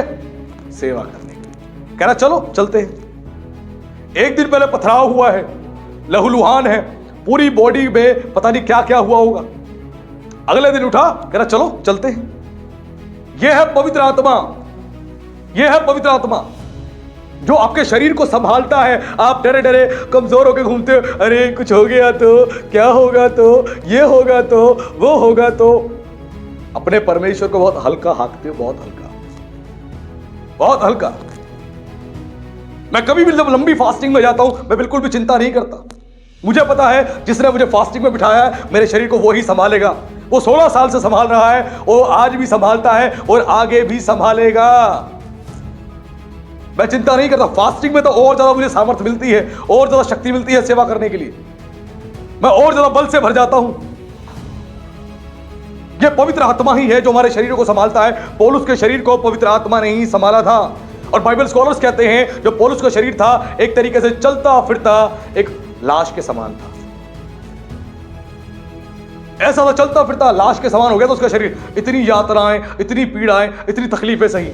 आज जो प्रभु के दास बहुत फास्टिंग में रहते हैं, बहुत प्रेयर में रहते हैं, फास्टिंग में रहने की वजह से, ज्यादा फास्टिंग में रहने के शरीर दुर्बल कमजोर हो जाता है। लोग बोलते हैं इसके शरीर में है ही क्या, दिखाई दे तो बिल्कुल पतला सा सूखा सा, लेकिन उसके अंदर जो पवित्र आत्मा का अलौकिक सामर्थ काम कर रहा होता है वो कुछ अद्भुत होता है, अद्भुत होता है। ध्यान रखना, उसके फिजिकल फॉर्म पे मत जाना, उसका स्पिरिचुअल फॉर्म पे जाना वो कैसा है। और पवित्र आत्मा ही है जो हमारे शरीरों को संभालता है, और उसने संभाला। और पौलुस ने बड़ी ही अद्भुत बात बताई, उसने समझाया कि ये कैसे होता है। उसने रहस्य पर से पर्दा उठाया, ये जो रहस्य था इस पर पर्दा उठाया, उसने बताया। 2 कुरिन्थियों अध्याय 4 पद उसके 7 से 12 में उसने बताया, परंतु हमारे पास यह धन मिट्टी के बर्तनों में रखा है कि असीम सामर्थ हमारी ओर से नहीं वरन परमेश्वर की ही ओर से ठहरे। हालेलुया। उसने बताया अपने शरीर को मिट्टी का बर्तन है मेरा शरीर, और इसके अंदर परमेश्वर की असीम सामर्थ्य है जिसकी वजह से मैं सब कुछ झेल लेता हूं, मैं सब कुछ फेस कर लेता हूं। यह पवित्र आत्मा की सामर्थ्य है, यह पवित्र आत्मा की असीम सामर्थ्य है। ध्यान रखें, सब लोग ध्यान से सुनें। यह पवित्र आत्मा की सामर्थ्य है जो आपके शरीरों को संभालती है। जब आपके शरीर में सामर्थ्य होगी चंगा करने की, तो आपको क्या जल्दी बीमारियां होंगी? वो सामर्थ्य तो दूसरे को चंगा कर रही है, वो सामर्थ्य जो आपके भीतर है वो दूसरों को चंगा कर रही है। यहां तक खुद ही कह रहे, बाजी पेट में दर्द है, बाजी कमर में दर्द है, बाजी सर में दर्द है, बाजी प्रार्थना कर दो। अब आप चंगे कैसे हो जाते हो? पास्टर की प्रार्थना से। पवित्र आत्मा की असीम सामर्थ्य है जो प्रभु अपने दासों में हर एक उस विश्वासी के अंदर भर के रखता है, मिट्टी के पात्र में, जो उसको समर्पित करती है। जब पवित्र आत्मा के हाथ में सौंपोगे तभी तो मिलेगा। ये आत्मिक सामर्थ्य का आत्मिक धन है, ऐसे नहीं मिल जाता। 2 मिनट बैठे, ताली बजाई, चर्च में आए, चाय मट्ठी खाई और अपने घर गए और सामर्थ्य मिल गई। नहीं, हर चीज को पाने के लिए कठिन परिश्रम करना पड़ता है, कठिन परिश्रम। बिना कठिन परिश्रम करे ये सामर्थ्य में मिलेगी नहीं। ये मिट्टी के पात्रों में पौलुस ने इस रहस्य पर से पर्दा उठाया कि कैसे मैं सब कुछ झेल लेता हूं, मैं कैसे सब कुछ सह लेता हूं। उसने बताया कि मिट्टी के पात्रों में ये परमेश्वर की सामर्थ्य है जो रखी हुई है, हमारी ओर से नहीं है, ये हम कहीं से लेके नहीं आए, ये परमेश्वर ने हमें दी है इस मिट्टी के पात्र में, और हमारे भीतर ये सामर्थ्य है। इसीलिए हमारा शरीर संभला रहता है, इसीलिए हमारे शरीर में ताकत रहती है। इसीलिए इस शरीर में पवित्र आत्मा की सामर्थ्य जो काम करती है। जब मैं खूब प्रार्थना में रहता था लगातार, जब एक विश्वासी था, मैं अपने समय को प्रभु के साथ व्यतीत कर रहा था, तो उस दौरान क्या हुआ, एक बार मैं टीवी पे प्रोग्राम देख रहा था बेनिन का, तो प्रोग्राम देखते समय अचानक से क्या हुआ, मैं पवित्र आत्मा से भरने लगा। प्रोग्राम को देखते समय मैं पवित्र आत्मा से भरने लगा और मेरे द्वारा अन्य भाषा होने लगी और परमेश्वर की आग उतर रही थी मेरे ऊपर। उसके बाद क्या हुआ, मेरे फादर वहीं थे और मेरे फादर ने देखा, उनको लगा शायद इसमें कुछ आ गया है, इसमें कुछ आ गया है। वो नहीं समझे ये क्या है। उन्होंने क्या करा, उन्होंने बेलन उठाया और मेरे पैर पे खींच खींच के मारा, मेरे पैर पे खींच खींच के मारा उन्होंने, बड़ी तेज तेज। ये क्या कर रहा है, ये क्या कर रहा है, और बहुत तेज मारा। और मैं सच बता रहा हूं, जब उन्होंने मारा 2-3 बार उन्होंने मारा, और जब मारा तो मेरे पैर में इतना जबरदस्त दर्द हुआ सहने से बाहर, लेकिन सेकंड्स में दर्द खत्म हो गया। हेलो, सेकंड्स में ही वो दर्द चला गया, सेकंड्स में ही वो दर्द खत्म हो गया। इतनी तेज 3 बार मारा कि मेरा दर्द सहने से बाहर था, मेरे आंसू निकल गए, लेकिन सेकंड्स के अंदर ही मेरा दर्द खत्म हो गया। वो क्या थी? पवित्र आत्मा की अलौकिक सामर्थ्य। पवित्र आत्मा आपकी बॉडी को सहनशील बनाता है, आप सह पाते हो। पवित्र आत्मा ही आपकी बॉडी को, पेन को सहने के लायक बनाता है। पेन को पौलुस ने ऐसे नहीं सह लिया, पौलुस की कोई आत्मिक योग्यता थी इसीलिए उसने सहा। कोई फिजिकल फॉर्म में वो कोई पहलवान नहीं था, कोई रेसलर नहीं था। इतना कुछ सहरा कैसे, इतना कुछ सहरा कैसे? पवित्र आत्मा की अलौकिक सामर्थ्य की वजह से। वो सामर्थ्य सारे पेन को खत्म कर दी थी। जब पथराव हुआ, वो गिर गया, वो ढेर हो गया, उसके बाद क्या हुआ, वैसी पवित्र आत्मा की सामर्थ्य ने उसको वापस उठाया, वो चल पड़ा और अगले दिन चल पड़ा तिरबे को सेवा करने के लिए। चल बरनबास, सेवा के लिए चलते हैं। क्यों? पौलुस बहुत समर्पित था, बहुत समर्पित था। इतना ज्यादा जीवन उसने समर्पित कर दिया था प्रभु को कि परमेश्वर ने उसको अद्भुत रीति से इस्तेमाल किया। जितना ज्यादा तुम परमेश्वर को समय देते हो उतना ही ज्यादा तुम तैयार होगे। ध्यान रखना, जितना बोओगे उतना काटोगे, जो बोओगे वही काटोगे। आप 5 मिनट 10 मिनट देके सोचते हो आप बाइबल स्कॉलर बन गए हो, आप पहलवान हो गए हो, आप बहुत आत्मिक योद्धा हो गए हो, आप जहां जाओगे वहां अद्भुत काम होंगे। हेलो, पहले अपने जीवन में तो कर लो कुछ, अपने घर में तो कुछ कर लो। ये हमारी गलत फहमी होती है, हम इस प्रकार चलना चाहते हैं। मैं जब जॉब करता था, मैं नौकरी करता था, नौकरी करने के बाद में शाम को जब घर आता था, उसके बाद में परमेश्वर के वचन के साथ कई घंटे व्यतीत करता था। उसके बाद रात में मेरा समय फिक्स था 11:30 बजे 12 बजे प्रेयर में बैठने का, जब मेरे फादर सो जाते थे। मैं उसके बाद प्रार्थना में बैठता था और उसके बाद पवित्र आत्मा मुझे सुबह के 4 बजे तक 5 बजे तक बिठा के रखता था और अद्भुत रीति से मुझे अपनी उपस्थिति से अपनी सामर्थ्य से भरता था। परमेश्वर मुझे दर्शन देता था, मुझसे बहुत सारी बातें करता था और मुझे तैयार कर रहा था परमेश्वर का आत्मा। और अद्भुत नजारों को, अद्भुत चीजों को मैंने उस दौरान देखी, क्योंकि मैं केवल प्रार्थना में ही समर्पित था। कई महीनों तक मैं प्रार्थना में समर्पित था।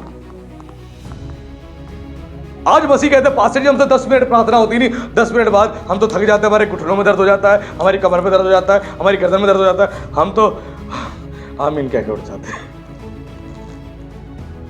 मेरी कोई योग्यता नहीं है कि मैं घंटों घंटों दुआ में बैठ पाऊं, मैं कई दिनों तक उपवास में रह पाऊं, ना मैं घंटों घंटों प्रचार कर पाऊं। नहीं, यह पवित्र आत्मा की असीम सामर्थ्य है जो इस मिट्टी के पात्र में उसने डाली है और वही है जो इस्तेमाल करता है, वही है जो मुझे घंटों घंटों बिठाता है। मैं अपने आप से नहीं बैठता, अपने आप से ना मैं बैठ सकता। परमेश्वर का आत्मा है, सामर्थ्य देता जाता है और उसके बाद बिठाता जाता है, सामर्थ्य देता जाता है, बिठाता जाता है। कोई भी एक बार में 4 घंटे नहीं बैठ सकता, वो धीरे धीरे परमेश्वर की सामर्थ्य को लेता रहेगा, वो बैठता रहेगा। और जब मैं उठता था तो मुझे ऐसा लगता था कि अभी 5 मिनट ही हुए हैं। मैं टाइम देखता था, अरे ये तो सुबह के 4 बज गए हैं, 5 मिनट।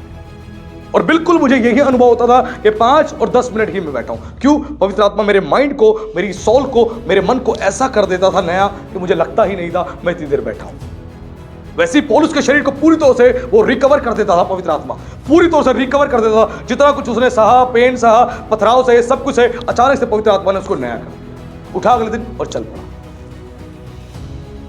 आज हमें समझना पड़ेगा पवित्र आत्मा हमें मिला हुआ है, इस मिट्टी के पात्रों में मिला हुआ है। और पवित्र आत्मा को हम सोचते हैं केवल प्रचार करवा देगा, केवल प्रार्थना करवा देगा, है ना, केवल भविष्यवाणी करवा देगा। अरे नहीं नहीं नहीं, ये पवित्र आत्मा परमेश्वर का आत्मा है, ये परमेश्वर है, ये परमेश्वर की ट्रिनिटी का एक सबसे इंपॉर्टेंट पार्ट है। त्रिएकता में बिना पवित्र आत्मा के त्रिएक परमेश्वर की संपूर्णता नहीं आती। ये पवित्र आत्मा परमेश्वर का आत्मा है, ये त्रिएकता का एक सबसे बड़ा एक कैरेक्टर है। अरे हमें समझना पड़ेगा, यही पवित्र आत्मा है जिसने यीशु को मुर्दों में से जिंदा किया, लाजर को मुर्दों में से जिंदा किया। यह पवित्र आत्मा की अलौकिक सामर्थ्य है। यीशु ने 5000 भीड़ को कैसे खाना खिला दिया? पवित्र आत्मा की अलौकिक सामर्थ्य से उसने लिया, प्रार्थना करी धन्यवाद के साथ, और पवित्र आत्मा ने उसको मल्टीप्लाई कर दिया। हेलो, पवित्र आत्मा ने मल्टीप्लाई कर दिया। वही पवित्र आत्मा आज आपके थ्रू भी काम करना चाहता है, आपके थ्रू भी काम करना चाहता है। लेकिन हम कमजोर पड़े, क्या ऐसा होगा नहीं होगा, हमें डाउट है। वो यीशु था, इसने कर दिया, हम नहीं कर सकते। यीशु ने खुद कहा जो काम मैंने किए उससे बड़े बड़े काम तुम करोगे। आज हमारा विश्वास इतने ऊंचे लेवल पे होना चाहिए, लेकिन आज हम नर्सरी में बैठे हैं, LKG में बैठे हैं। प्रभु कह रहा है समय के अनुसार तुम्हें गुरु हो जाना, प्रोफेसर बन जाना चाहिए था, कॉलेज में पढ़ाने वाला। लेकिन आज नर्सरी LKG में बैठे हो, पास्टर जी प्रार्थना कर दो, पास्टर जी प्रार्थना कर दो, पास्टर जी प्रार्थना कर दो। तुम्हें पास्टर के लिए बोझ के साथ प्रार्थना करनी चाहिए कि प्रभु हमारे सेवक को, हमारे पास्टर को इस्तेमाल कर, तू और इस्तेमाल कर और मजबूत बना।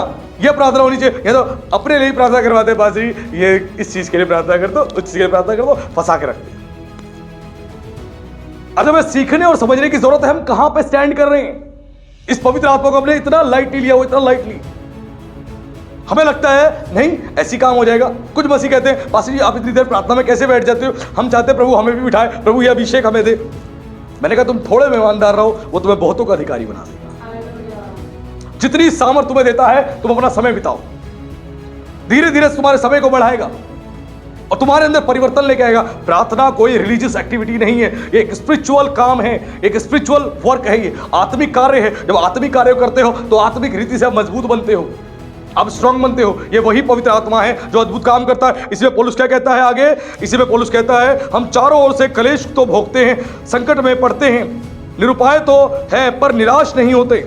क्यों निराश नहीं होता? क्योंकि पवित्र आत्मा उसको संभालता है। जब वो संकट में पड़ते हैं, क्लेश में पड़ते हैं, सेवा के कारण वो उदास नहीं होते, निराश नहीं होते, क्योंकि यीशु ने कहा जो आनंद मैं तुम्हें दूंगा उसे कोई तुमसे छीन नहीं सकता, कोई छीन नहीं सकता। यही आनंद पौलुस के पास था, यही आनंद बरनबास के पास था। जब इन दोनों को बंदी गृह में डाल दिया गया, पैरों में कीलें ठुकी हुई थी, हाथों में बेड़ियां थी, लेकिन उस दर्द में ये रो नहीं रहे थे, प्रभु ऐसा क्यों किया, प्रभु तूने ऐसा क्यों किया। नहीं, पवित्र आत्मा की सामर्थ से वो पेन उनका खत्म हो गया और पवित्र आत्मा ने उस आनंद से भरा। उस आनंद में वो क्या कर रहे थे? परमेश्वर की बढ़ाई कर रहे थे, परमेश्वर की प्रशंसा कर रहे थे, उसी प्रेम में, उसी आनंद में जो प्रभु ने उन्हें दिया था। जब दर्द हो रहा है पेट में, जरा करके दिखाओ आराधना। यीशु तेरी आराधना सारे बंधनों को तोड़ देती है। करो, प्रभु दया कर, प्रभु ठीक कर दे, प्रभु ठीक कर दे। तब तो ये होता है। क्यों? हमें अपने खुदा पर बिलीव नहीं है, अपने खुदा पर विश्वास नहीं है। और ये पवित्र आत्मा ऐसा आनंद देता है, ऐसा आनंद कि इस सिचुएशन में है तब भी वो आनंद से प्रभु की महिमा कर रहे हैं, तब भी उस सिचुएशन में भी, क्योंकि वो जानते हैं ये पवित्र आत्मा कौन है। ये ब्रह्मांड को रचने वाला है, ब्रह्मांड को रचने वाला है, यही पवित्र आत्मा है। उस पवित्र आत्मा के बारे में जानने के बाद, पाने के बावजूद भी आज मसीह लोग कमजोर पड़े रहते हैं, आज कमजोर पड़े रहते हैं, आज गुलाम बने हुए। गुलाम, परमेश्वर तुम्हें गुलामी से आजाद करने के लिए आया था, गुलाम बनाने के लिए नहीं आया। यीशु ने कहा तुम सत्य को जानोगे, सत्य तुम्हें स्वतंत्र करेगा। यीशु चाहता है तुम सत्य को जानो, इस पवित्र आत्मा के सत्य को जानो और स्वतंत्र हो जाओ, स्वतंत्र हो जाओ। पूरी तौर से पुकारो पवित्र आत्मा को। यही है तुम्हारे शरीर को बनाने वाला, यही है तुम्हारे फ्यूचर को बनाने वाला। यही पवित्र आत्मा है जो तुम्हारे घर में, परिवार में बरकत और आशीष को लेकर आता है। यही पवित्र आत्मा। और इस पवित्र आत्मा को इतना हम लाइटली लेते हैं नहीं। आज हमें समझना पड़ेगा कि पवित्र आत्मा कितने अद्भुत काम करता है। आगे पौलुस क्या कहता है कि सताए तो जाते हैं पर त्यागे नहीं जाते, गिराए तो जाते हैं पर नाश नहीं होते। हम यीशु की मृत्यु को अपनी देह में हर समय लिए फिरते हैं कि यीशु का जीवन भी हमारी देह में प्रकट हो, क्योंकि हम जीते जी सर्वदा यीशु के कारण मृत्यु के हाथ में सौंपे जाते हैं कि यीशु का जीवन भी हमारे मरनहार शरीर में प्रकट हो। सो मृत्यु तो हम पर प्रभाव डालती है और जीवन तुम पर उतरेगा। इतना कुछ हम सहते हैं, इतना कुछ सहते हैं। शरीर में हम मृत्यु का प्रभाव हम पर पड़ता है, हम पर, लेकिन तुम पर जीवन आता है। जब प्रभु के दास अपने शरीर को मारते कूटते हैं उपवास में, प्रार्थनाओं में, तो कलीसिया के लोगों के जीवन में आशीष आती है, बरकत आती है। उनका शरीर एक तरीके से ऐसा कमजोर हो जाता है कि मानो मरने की दशा पर है, लेकिन पवित्र आत्मा का सामर्थ उसके द्वारा लोगों को आशीष देता है, बरकत देता है। इसीलिए पौलुस ने कहा कि हम सताए जाते हैं, हमारे साथ कितना कुछ नहीं होता, फिर भी हम मसीह को नहीं छोड़ते, तब भी हम सेवा करना नहीं छोड़ते। ये हमारी योग्यता नहीं। कोई बोले नहीं मेरा विश्वास बड़ा अटूट है, ये पवित्र आत्मा के वरदानों में से एक वरदान है, विश्वास का गिफ्ट। जिसको मिलता है वो उसी विश्वास से सेवा करता है, जिसको एक गिफ्ट मिलेगा वो उस विश्वास के साथ काम करेगा। कमजोर विश्वास वाला प्रभु की सेवा नहीं कर सकता, वो पलट जाएगा। ये पवित्र आत्मा की सामर्थ है। इतना कुछ होने के बावजूद भी प्रभु को नहीं छोड़ा। आज थोड़ा प्रोसिक्यूशन आ जाए, सताव आ जाए, पास्टर सेवा बंद कर देता है, बिलीवर चर्च आना बंद कर देते हैं, प्रभु से मतलब खत्म कर देते हैं, कहते हैं अपने घर में करेंगे, मनी मन करेंगे, काम कर नहीं। पवित्र आत्मा है जो बल देता है, पवित्र आत्मा है जो हिम्मत देता है। और पौलुस के साथ ऐसा ही होता था, ऐसा ही होता था। आज हमें समझना पड़ेगा। और क्यों उसने इस बात को बार बार बोला? ये हमारी मानसिक स्थिति को सही करने की बात थी कि हम परमेश्वर की उस सामर्थ को, अलौकिक सामर्थ को पहचाने। कितनी अलौकिक सामर्थ है पवित्र आत्मा में। यीशु कैसे पानी पर चला? पवित्र आत्मा की सामर्थ के द्वारा वो पानी पर चला। पवित्र आत्मा ने उसको पानी पर चलाया। यीशु ने तूफान को कैसे शांत किया? पवित्र आत्मा के द्वारा। यीशु स्वर्ग कैसे गया? पवित्र आत्मा के द्वारा। यीशु मुर्दों में जिंदा कैसे हुआ? पवित्र आत्मा के द्वारा। यीशु ने क्रूस पर बलिदान कैसे दिया? पवित्र आत्मा के द्वारा। पवित्र आत्मा ही आपको सारे काम को करने में मदद कर सकता है। पवित्र आत्मा ही, पवित्र आत्मा ही है आपके पाप भरे शरीर को नया कर सकता है। पवित्र आत्मा ही है। जब तक उसके हाथ में नहीं दोगे आपके जीवन में कभी भी काम नहीं होगा। और जब पवित्र आत्मा आपके जीवन में आता है तो आपको आशीष देता है, बरकत देता है। और हमने पढ़ा इसके 11वीं आयत में, क्या पढ़ा कि यीशु का जीवन हम में प्रकट होता है, लेकिन लोग आप में यीशु को देखेंगे। लोग जो है आप में यीशु को देखेंगे, आपके अंदर यीशु आप में प्रकट होगा। आप में जो पवित्र आत्मा है वो आप में प्रकट होगा। हम ना भूले स्तुफनुस को, जो परमेश्वर की आत्मा से भरा हुआ था, यहूदियों के बीच में जब प्रचार कर रहा था, यहूदियों के बीच में जब प्रभु की गवाही दे रहा था, उस दौरान क्या हुआ? सबने उसके मुख की तरफ देखा, उसका मुख स्वर्गदूत की तरह चमक रहा था। वो क्या था? पवित्र आत्मा ने अपना चेहरा दिखाया उसके मुंह पे। अपना चेहरा, पवित्र आत्मा अपना चेहरा दिखाता है अपने दासों के भीतर जो आत्मा से भरे होते हैं, उनके चेहरे में अपना चेहरा दिखाता है और लोग देखते हैं। सबने देखा, टकटकी लगा के उसका मुंह स्वर्गदूत की तरह दिखाई दे रहा था। उससे पहले लिखा, वो पवित्र आत्मा से परिपूर्ण होकर वो इस बात को बोल रहा था और स्वर्ग खुला हुआ देख रहा था। खुली आंखों से आपको स्वर्ग तक दिखेगा, खुली आंखों से परमेश्वर बैठा दिखेगा, परमेश्वर का पुत्र बैठा हुआ दिखेगा आपको। खुली आंखों से आपको स्वर्ग तक दिखाई देगा, खुली आंखों से आत्मिक जगत दिखाई देगा, दुष्ट आत्माएं, शैतानी आत्माओं को आप देख पाओगे खुली आंखों से जब आत्मा से परिपूर्ण हो जाओगे। और सबने तुमने उसके चेहरे को देखा, उसके चेहरे में पवित्र आत्मा दिखाई दे रहा था। जो स्वर्गदूत सा चेहरा था वो पवित्र आत्मा का चेहरा था जो देखा उसने। और बाइबल में कई बार पवित्र आत्मा ने अपने चेहरे को दिखाया है, कई बार, कि वो त्रिएकता का एक सबसे इंपॉर्टेंट व्यक्तित्व है, उसने दिखाया है। तुमने उसके चेहरे में अपने आप को दिखाया और सबने देखा पवित्र आत्मा के चेहरे को, और सब हिल गए उसके चेहरे को देख के। ये क्या था? पवित्र आत्मा से परिपूर्ण होते जाओगे, तुम में सब कुछ दिखाई देगा, तुम्हें बोलना नहीं पड़ेगा। यीशु की सामर्थ दिखाई देगी, यीशु के वरदान दिखाई देंगे, यीशु का आत्मा दिखाई देगा, यीशु का चेहरा तक दिखाई देगा तुम में। क्योंकि हम भूल जाते हैं ये देह पवित्र आत्मा का मंदिर है, पवित्र आत्मा का मंदिर है, और पवित्र आत्मा तुम में वास करता है, तुम में वास करता है, और तुम में रहेगा और वो काम दिखाएगा। तुम में रहेगा और वो काम दिखाएगा, तुम में रहेगा और वो काम दिखाएगा। और लोग देखेंगे कि हाँ, इसका चेहरा स्वर्गदूत की तरह चमक रहा है, इसके चेहरे में परमेश्वर का आत्मा दिखाई दे रहा है। ऐसा होता ही होता है।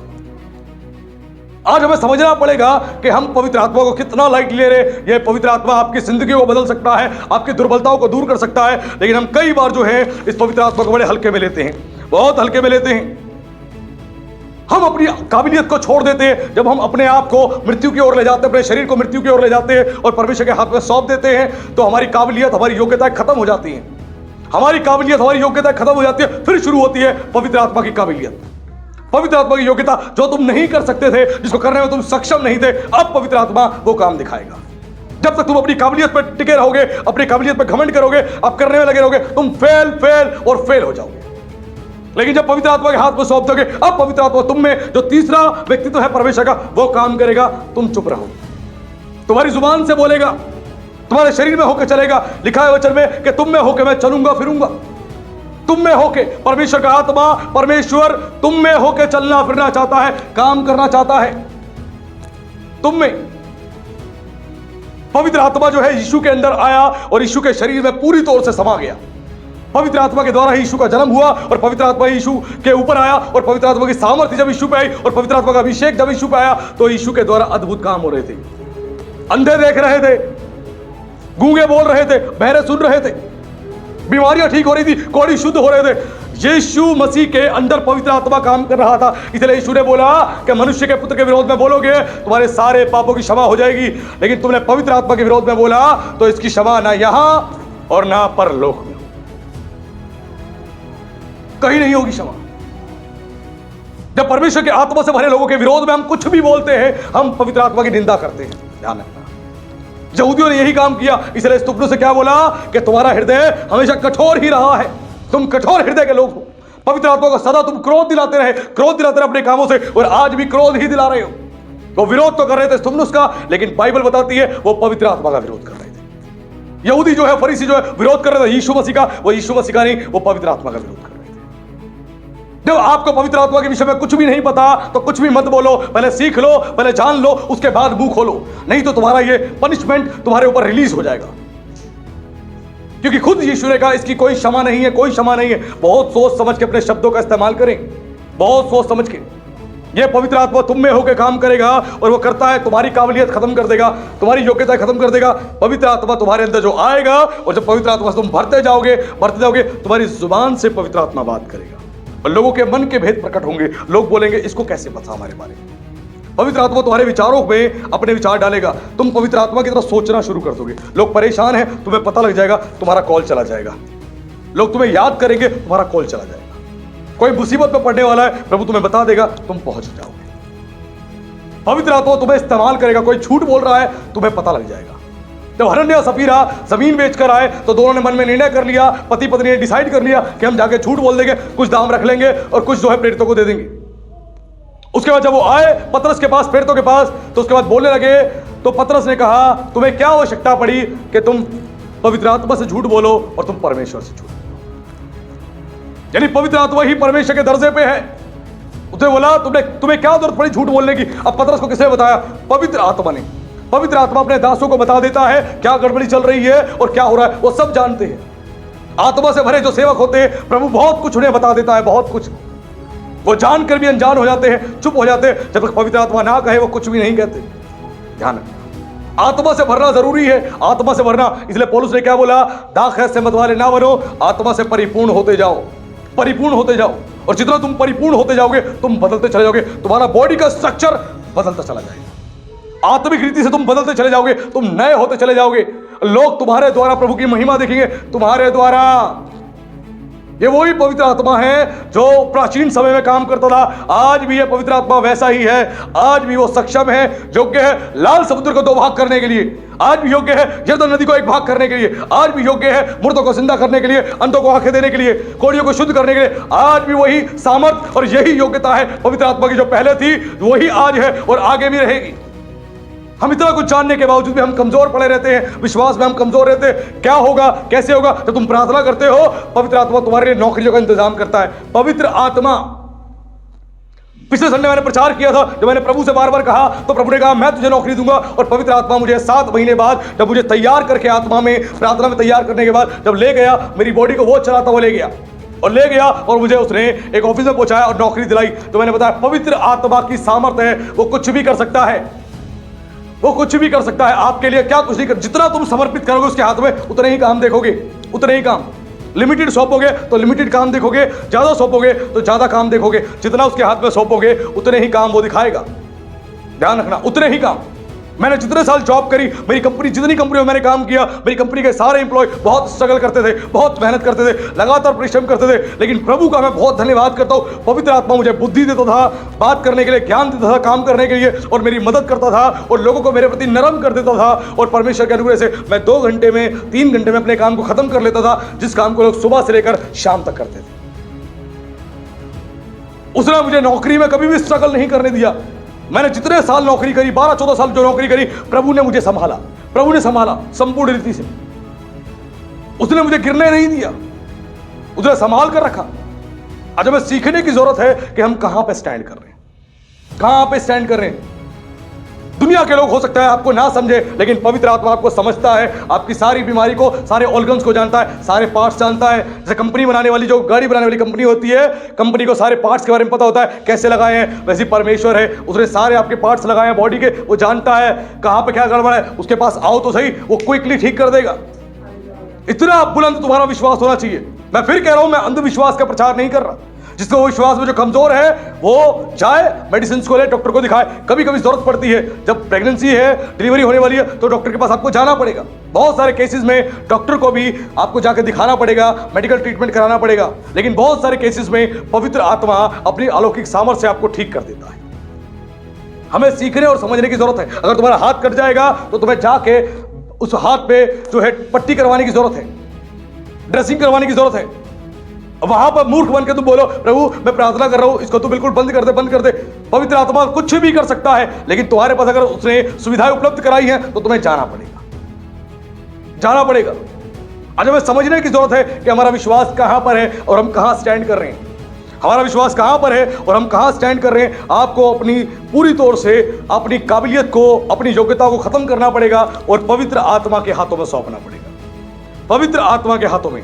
आप अच्छा इंस्ट्रूमेंट बजाना जानते हो, अच्छा गाना चाहते हो, गाना जानते हो, तो आपको लगेगा कि प्रभु आपको वर्शिपर बना के इस्तेमाल करेगा, लेकिन ऐसा नहीं होगा। क्या पता पवित्र आत्मा आपको एक प्रचारक बनाना चाहता है। जब उसके हाथ में सौंप दोगे तो उसके बाद वो आपको आपकी कॉल देगा, वो तैयार करेगा कि आपको किस काम के लिए तैयार करना है। उसके बाद इसी प्रकार पौलुस बड़ी ही अद्भुत बात कहता है, 1 कुरिन्थियों अध्याय 4 उसके पद 16 में उसने बोला इसलिए हम हियाव नहीं छोड़ते, यद्यपि हमारा बाहरी मनुष्य तो नाश भी होता जाता है, तो भी हमारा भीतरी मनुष्य तो दिन प्रतिदिन नया होता जाता है।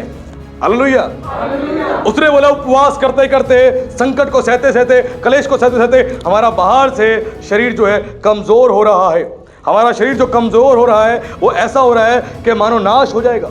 बाहरी मनुष्य तो हमारा नाश हो जाएगा, खत्म हो जाएगा, लेकिन उसने बोला हमारा भीतरी मनुष्य तो दिन प्रतिदिन, एवरी डे वो नया होता जा रहा है। आपका शरीर समर्पित होना चाहिए प्रभु के हाथ में, ताकि आपकी आत्मा दिन प्रतिदिन नई हो। दिन प्रतिदिन अगर आपकी आत्मा नहीं होगी तभी आप आत्मिक रीति से ऊंचे उठ पाओगे और आत्मिक आयामों को प्रवेश कर पाओगे, वरना नहीं। आपने दिन प्रतिदिन फ्रेश होने की जरूरत है, दिन प्रतिदिन नया होने की जरूरत है। ये नहीं आज नए हो गए, चर्च में आके वचन सुन के हफ्ते भर तक फिर अब आराम से टीवी चलाएंगे, फिल्मी गाने सुनेंगे और उसके बाद गंदी गंदी फिल्में देखेंगे, उसके बाद सीरियल्स देखेंगे फालतू के, और फिर संडे आएंगे फिर वचन को सुनेंगे और फिर यही जीवन जिएंगे। नहीं, नया होने का मतलब है मसीह के लिए जीना, मसीह के लिए जीना, मसीह के वचन के अनुसार जीना। आज आपको सीखना पड़ेगा, सीखना पड़ेगा, नहीं तो आप आत्मिक रीति से दिन प्रतिदिन नए नहीं हो पाओगे। अगर आप चाहते हो नए हो तो अपने आप को समर्पित आपको करना ही पड़ेगा। इसलिए पौलुस ने बड़ी ही अद्भुत बात बोली रोमियो उसके 8, 10, 11 में। उसने बताया यदि उसी आत्मा ने जिसने यीशु को मरे हुए में से जिलाया तुम में बसा हुआ है, ध्यान रखना, जो तुम में बसा हुआ है, तो जिसने मसीह को मरे हुए में से जिलाया वह तुम्हारी मरनहार देहों को भी आत्मा के द्वारा जो तुम में बसा हुआ है जिलाएगा। हालेलुया। जो शरीर तुम्हारा मरनहार है, पाप करने के कारण एक मनुष्य का शरीर मरा हुआ कहलाता है, पाप करने के कारण ये शरीर मरा हुआ कहलाता है। लेकिन जब पवित्र आत्मा जो तुम में बसा हुआ है, जब इस आत्मा से तुम भरते जाओगे, ये तुम्हारे पाप को खत्म करता जाएगा। पहले तुम जो सिगरेट पीते थे, जब आत्मा से भरते जाओगे तुम्हारा सिगरेट पीना धीरे धीरे कम होगा और छूट जाएगा। जब आत्मा से भरते जाओगे तुम्हारा गाली देना कम होगा और छूट जाएगा। आत्मा से भरते जाओगे, तुम झूठ बोलते थे धीरे धीरे बंद होगा और वो चीजें छूट जाएंगी। वह विचार में फंसे थे, जब पवित्र आत्मा से भरते जाओगे वह विचार से आजाद हो जाओगे। पवित्र आत्मा से भरते जाओगे वो तुम्हें व्यभिचार से छुड़ा लेगा। तुम्हारा शरीर जो मरा हुआ है इसको जीवित कर देगा, जीवित कर देगा, क्योंकि परमेश्वर के सामने जीवित शरीर ही कबूल होता है, जीवित शरीर ही। इसीलिए आपका मरा हुआ शरीर जो है पवित्र आत्मा ही जीवित कर सकता है। आपके पाप से पवित्र आत्मा ही छुड़ा सकता है। आप दारू पीते हो, आप नशा करते हो, आप ड्रग्स को लेते हो, आप जुआ खेलते हो, आप व्यभिचार करते हो, आप पॉर्न फिल्में देखते हो, आप गंदे कोई भी काम करते हो, पवित्र आत्मा ही है जो आपको इन सब से छुड़ा सकता है, आजाद कर सकता है। पवित्र आत्मा ही है आपके मरे हुए शरीर को पूरी तौर से जीवित कर सकता है। हालेलुया। मरा हुआ शरीर जो है पाप के कारण मरा हुआ होता है, लेकिन यीशु का आत्मा जब आपके भीतर आएगा और आप भरते जाओगे, भरते जाओगे, भरते जाओगे वचन से, वचन की आत्मा से, वचन की सामर्थ से, प्रभु के अभिषेक से भरते जाओगे, तो तुम्हारा मरा हुआ शरीर जो है वो जीवित हो जाएगा और तुम में प्रभु की महिमा होगी और तुम में प्रभु की महिमा बहेगी। आज हमें इस बात को समझना और सीखना बहुत जरूरी है। इसलिए यीशु ने बड़ी ही अद्भुत बात बोली। यीशु ने जब प्रार्थना के विषय में सिखाया, मांगने के विषय में सिखाया, तो यीशु ने बोला जब तुम बुरे होकर अपने बच्चों को अच्छी वस्तुएं देते हो, अपने बच्चों को अच्छी वस्तुएं देते हो, तो तुम अपने स्वर्गीय पिता से जब मांगोगे तो वह तुम्हें पवित्र आत्मा क्यों ना देगा।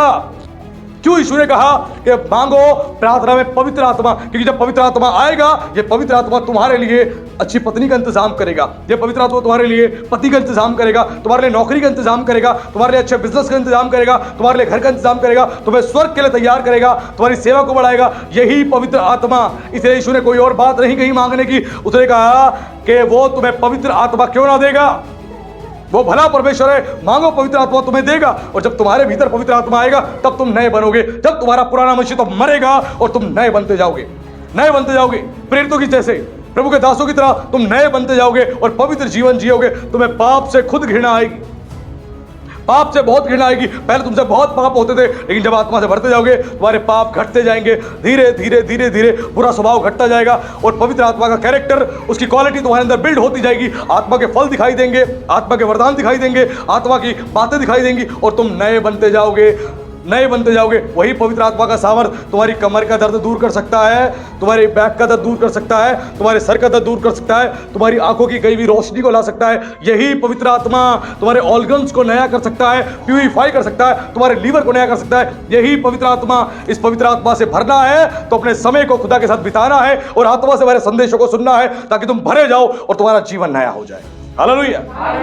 आज के प्रचार से हमने पवित्र आत्मा के विषय में बहुत सारी गहरी बातें जानी और आज हमें पता लगा कि पवित्र आत्मा कितना ज्यादा इंपॉर्टेंट है हमारे जीवन में और कितना इंपॉर्टेंट रोल प्ले करता है।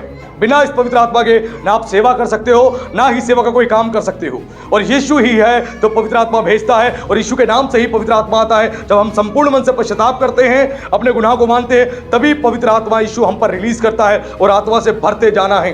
प्रार्थना करके, आराधना करके, वचनों को पढ़ के, वचनों को ग्रहण करके, परमेश्वर की सेवा करके आत्मा से भरते जाओ और जैसे जैसे भरते जाओगे आत्मिक रीति से तुम बदलते चले जाओगे, नए होते चले जाओगे। तुम्हारा शरीर पाप से छूट जाएगा, पाप के वश से छूट जाएगा। तुम्हारा शरीर इतना हल्का हो जाएगा, इतना हल्का हो जाएगा जो तुम्हें रैप्चर के समय स्वर्ग लेके जाएगा। जब तक मनुष्य का शरीर पाप से पूरी रीति से नहीं छूटेगा, उसका शरीर स्वर्ग नहीं जा सकता है।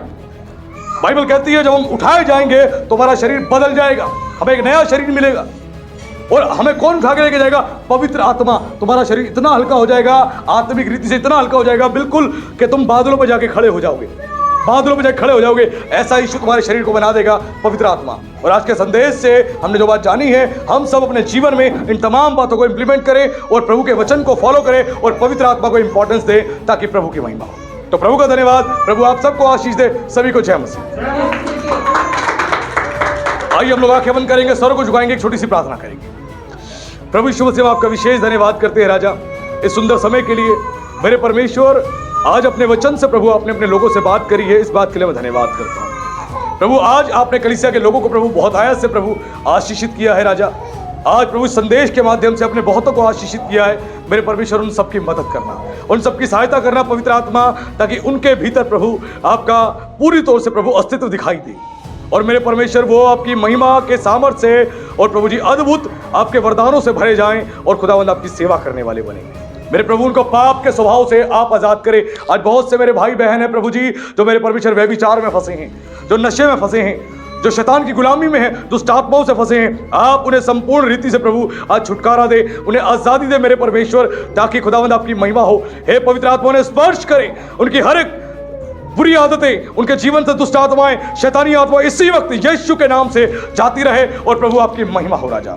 आप स्पर्श करें, आज जो दुर्बल है, कमजोर है, वो नया बल पाए प्रभु और आपकी महिमा से भर जाए। मेरे परमेश्वर, अपने लोगों को बहुत आयत से प्रभु आशीषित करें। आपका विशेष मैं धन्यवाद करता हूं आशीष देने के लिए और ब्लेस करने के लिए। मैं सबको आपके लहू में, आपके सामर्थी हाथों में सौंपता हूं। इस प्रार्थना को मैं जीवित सामर्थी परमेश्वर के पुत्र मसीह यीशु के नाम से मांगता हूं, आमीन।